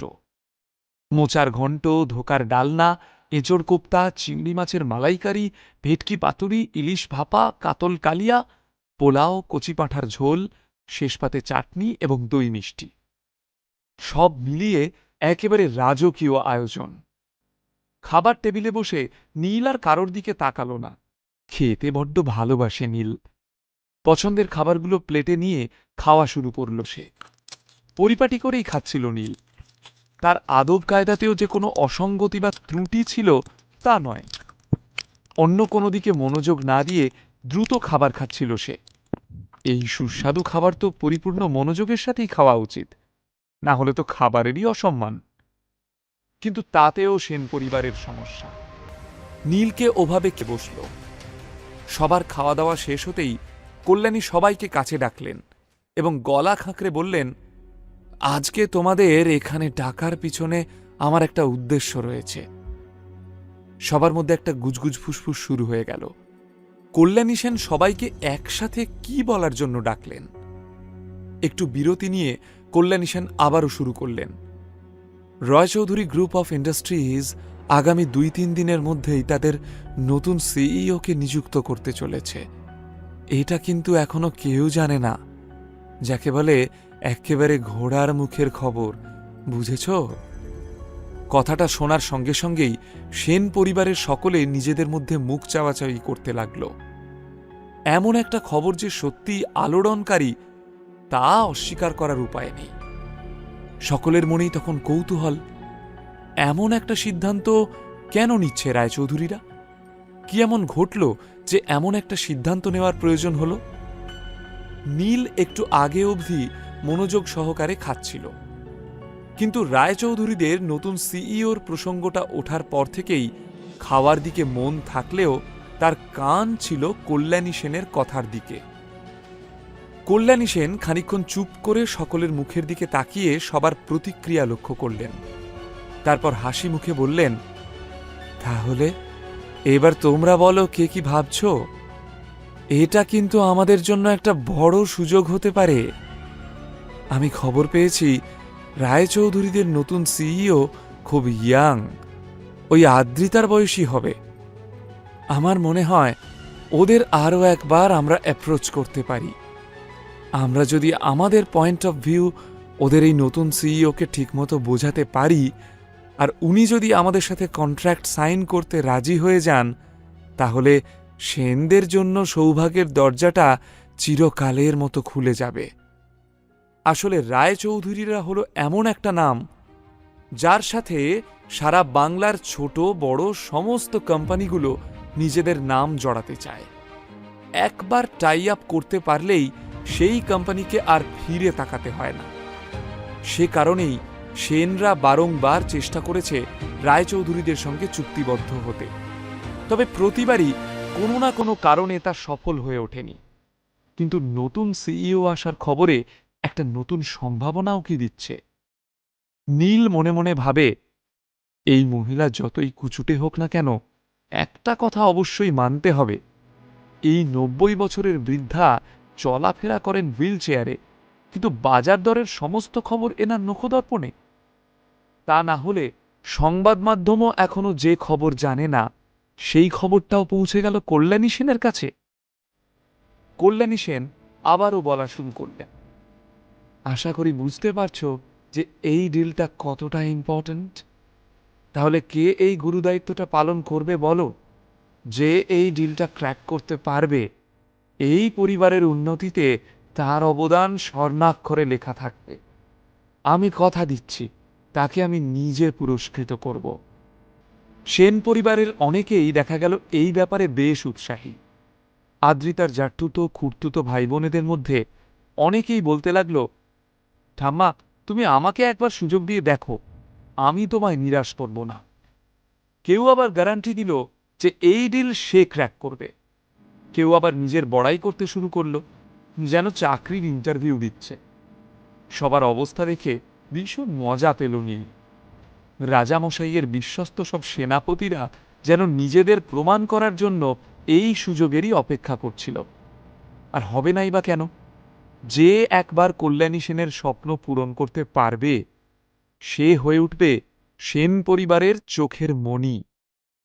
ঠাম্মার কাছে একটা সুযোগ চাইতে ইচ্ছে করছিল আদ্রিতারও। সেটা পুরস্কারের লোভে নয়, নিছক কাজটাকে ভালোবেসেই সে বলতে চাইছিল। সে স্মার্ট, কর্মঠ, আত্মবিশ্বাসে পরিপূর্ণ। তার বিশ্বাস রায়চৌধুরীদের সঙ্গে কন্ট্রাক্টটা সে ঠিক ক্র্যাক করতে পারবে। কিন্তু বলে ওঠা হলো না আদ্রিতার, কারণ সে খুব ভালো করেই জানে যে ঠাম্মা মন থেকে তাকে পছন্দ করেন না। সে জিজ্ঞেস করলেও ঠাম্মা তাকে সুযোগ দেবেন না, তাই বলে মুখ নষ্ট করতে চায় না আদ্রিতা।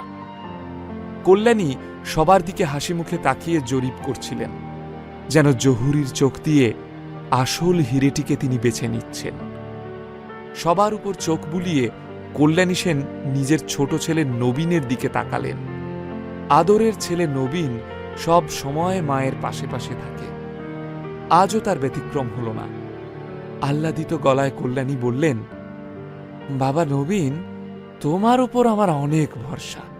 আমি ভেবে দেখলাম এই পরিবারে তোমার থেকে যোগ্য প্রার্থী আর কেউ নেই, তাই এই দায়িত্বটা আমি তোমাকেই দিতে চাই। তুমি রায়চৌধুরীদের নতুন সিইওর সঙ্গে দেখা করে আমাদের তরফ থেকে ডিলটা ক্র্যাক করবে। দেখো, আমার ভরসার যেন অমর্যাদা না হয়। কল্যাণীর কথায় কেউ খুশি মনে, কেউ বা লোক দেখানো হাসি মুখে হাততালি দিয়ে উঠল। নিজের প্রশংসা শুনে নবীন আনন্দে গদগদ হয়ে উঠলেন। এক গাল হেসে মাকে বললেন, তুমি কিছু চিন্তা করো না মা, আমার এত বছরের অভিজ্ঞতা, ইতালিতে আমার ব্যবসার সুখ্যাতি তো তুমি নিজের কানে শুনেছ। এই ডিলটা আমি ক্র্যাক করবই, তুমি দেখে নিও। খুব শিগগিরই তোমার কাছে আমি সুখবর নিয়ে আসব। কল্যাণী নবীনের চিবুক ছুঁয়ে চুমু খেয়ে বললেন, জানি রে জানি, পারলে তুইই পারবি।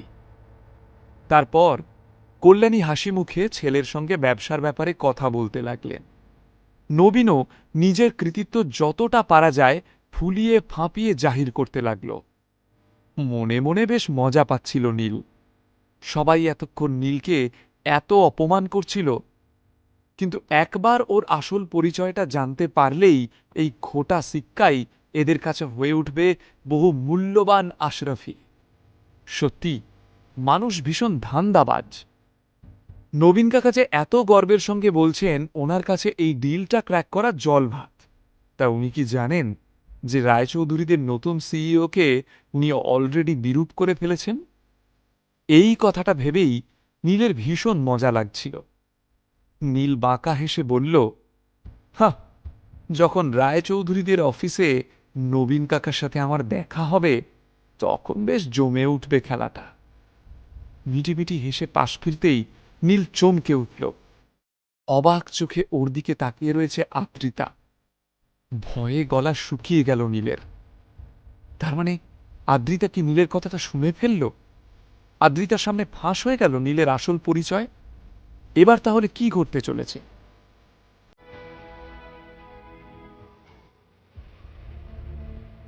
নীল বেশ ভ্যাবাচাকা খেয়ে আদ্রিতার দিকে তাকিয়েছিল। আদ্রিতা, আসলে আমি... কিন্তু নীলের লাইনটা শেষ হওয়ার আগেই আদ্রিতা ঝাঁঝিয়ে উঠল। মজায় আছো তাই না? হেসে খেলে বেড়াচ্ছ, লাইফে তো কোনো টেনশন নেই। নীলের উপর রাগ দেখিয়ে সেখান থেকে চলে গেল আদ্রিতা। তবে স্বস্তির নিঃশ্বাস নিল নীল। যাক বাবা, আদ্রিতা কিছু শুনতে পায়নি। আসলে তখন আদ্রিতার মনে অনেক কথা একসঙ্গে তোলপাড় করছে। ডিল ক্র্যাক করার দায়িত্বটা নবীন কাকার বদলে তাকেও তো দিতে পারত ঠাম্মি। একবার সুযোগ পেলে সে প্রমাণ করে দিত আদ্রিতা তার বাবার যোগ্য উত্তরাধিকারী। ঠাম্মির সুনজরেও পড়ত সে। তার প্রতি যে বিরূপতা ঠাম্মির রয়েছে হয়তো সেটা কেটে যেত। সবথেকে বড় কথা, আদ্রিতার বিজনেসে ফান্ডিংয়ের প্রয়োজন।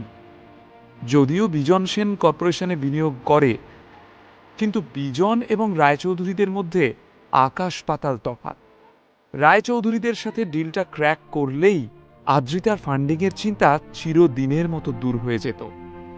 একটা মোটা অঙ্কের লভ্যাংশ হাতে আসত এবং নিজের ধুঁকতে থাকা ব্যবসাটাকে আবারও ভালোভাবে দাঁড় করাতে পারত আদ্রিতা। সেই ক্ষোভটাই আদ্রিতা জাহির করল নীলের উপর। কাউকে মনের কথা বলতে পারে না বলে মাঝে মধ্যে রাগ হয়ে সেটা বেরিয়ে আসে। বাড়ি ফেরার পথে গাড়ির জানলা দিয়ে রাতের কলকাতাকে দেখছিল আদ্রিতা। চিন্তাগুলো রীতিমতো ওর মাথায় জট পাকাচ্ছে। একটা কথাও বলে না ও। চিত্রাও চুপচাপ বসেছিল। আজকের পার্টিতে তার যে অসম্মান হয়েছে সেটাই হজম করার চেষ্টা করছিল। গাড়ি চালাতে চালাতে পাশের সিটে বসে থাকা আদ্রিতার দিকে বারে বারে আর চোখে তাকাচ্ছিল নীল। আদ্রিতার চোখে মুখে লেগে থাকা এই বিষণ্ণতাটা কিছুতেই সহ্য করতে পারে না সে।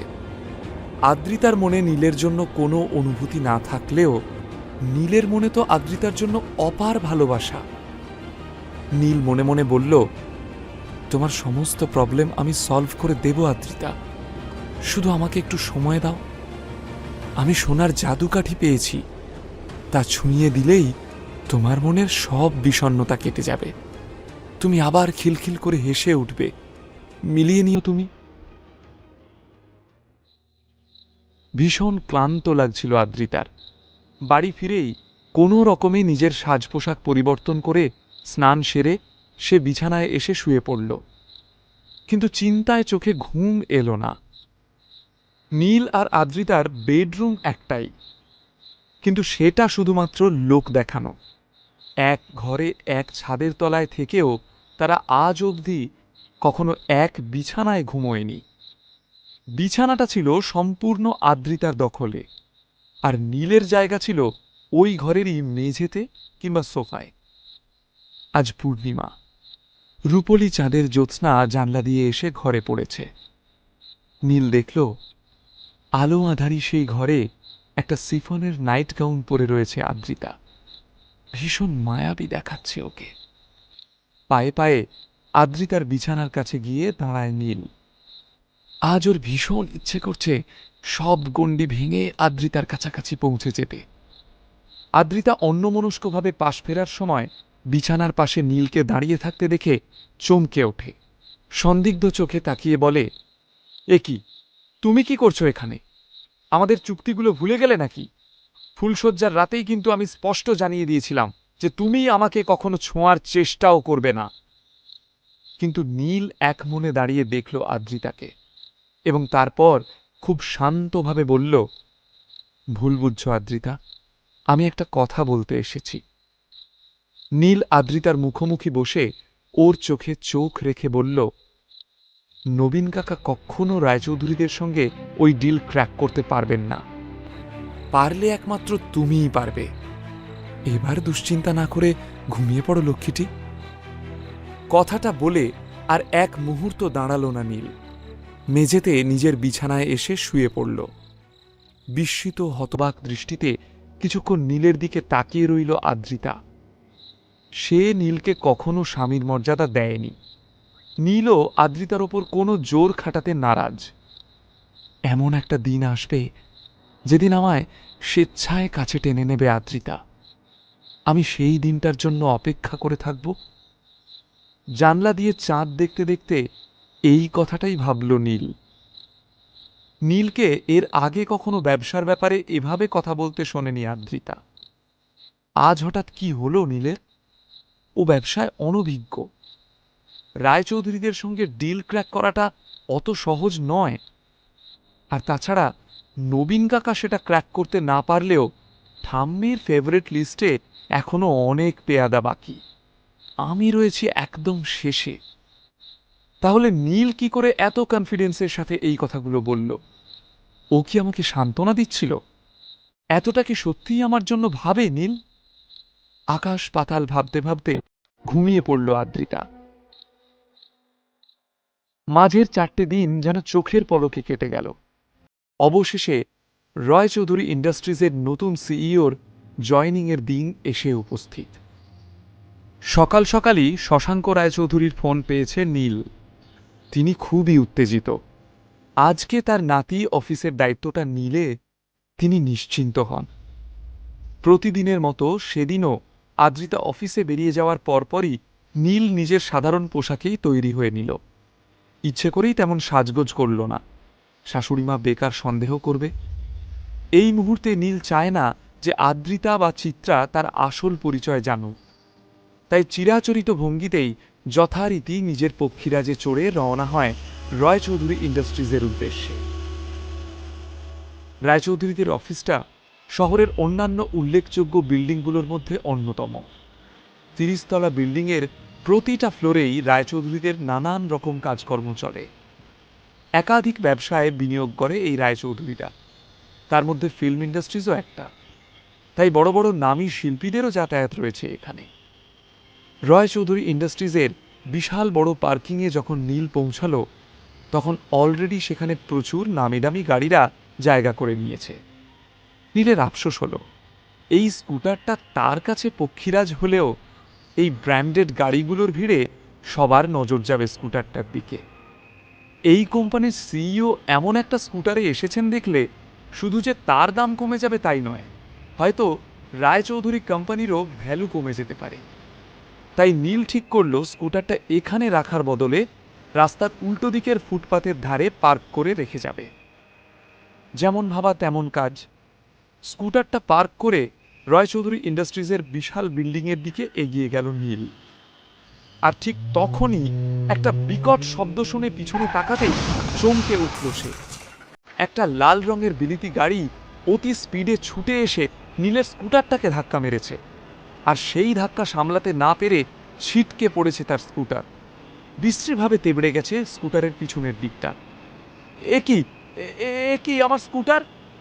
নীল হা হা করে উঠল। স্কুটারের কাছে গিয়ে কোনো রকমে ওটাকে টেনে তুলে দাঁড় করানোর চেষ্টা করলো নীল। দেখে চাকাটাও পাংচার হয়ে গিয়েছে। এই স্কুটারটা শুধুমাত্র একটা ভেহিকল নয়, এটা নীলের বন্ধুও বটে। আর বন্ধু আঘাত পেলে যেমন অন্য বন্ধুর কষ্ট হয়, রাগ হয়, ঠিক তেমনই আক্রোশে ফেটে পড়ল নীল। লাল দামি গাড়ির ড্রাইভারের উদ্দেশ্যে ঝাঁঝিয়ে বলে উঠল, এই বেরিয়ে আয় শালা, চোখে দেখতে পাস না এত বিজি একটা রাস্তায় এইভাবে জোরে গাড়ি চালাচ্ছিস? দেখ ওর কি অবস্থা করেছিস। নীলের কথা শুনে মনে হবে ওর পরম আত্মীয় বুঝি আহত হয়েছে। ও আরও কিছু বলতে যাচ্ছিল, কিন্তু ঠিক তখনই গাড়ির দরজা খুলে একটি মেয়ে বেরিয়ে এলো। দুধ সাদা গায়ের রং, গোলাপি শর্ট ড্রেস এবং পায়ে হাই হিল জুতো। মেয়েটি সামনে এসে দাঁড়াতেই চমকে উঠল নীল। তুমি? এই মেয়ে আর কেউ নয়, নীলের কলেজ ক্রাশ সোহিনী। ওকে দেখে নীল খানিকক্ষণ ভ্যাবাচাকা খেয়ে গেল। তুই তোকারি গালমন্দ কোনোটাই তো বাদ রাখেনি নীল। সোহিনীও এক রাশ বিরক্তি নিয়েই গাড়ি থেকে নামছিল, কিন্তু নীলকে দেখে সেও একটু থমকালো। দুজনেই কিছু একটা বলতে যাবে, তার আগেই গাড়ির ডান দিকের হেডলাইটের দিকে চোখ পড়ল সোহিনীর, আর অমনি ওর চক্ষু চড়ক গাছ হয়ে গেল। প্রচণ্ড জোরে ধাক্কা লাগায় ডান দিকের হেডলাইট ভেঙে গিয়েছে। সোহিনী চিৎকার করে উঠল, ওহ মাই গড, মাই কার!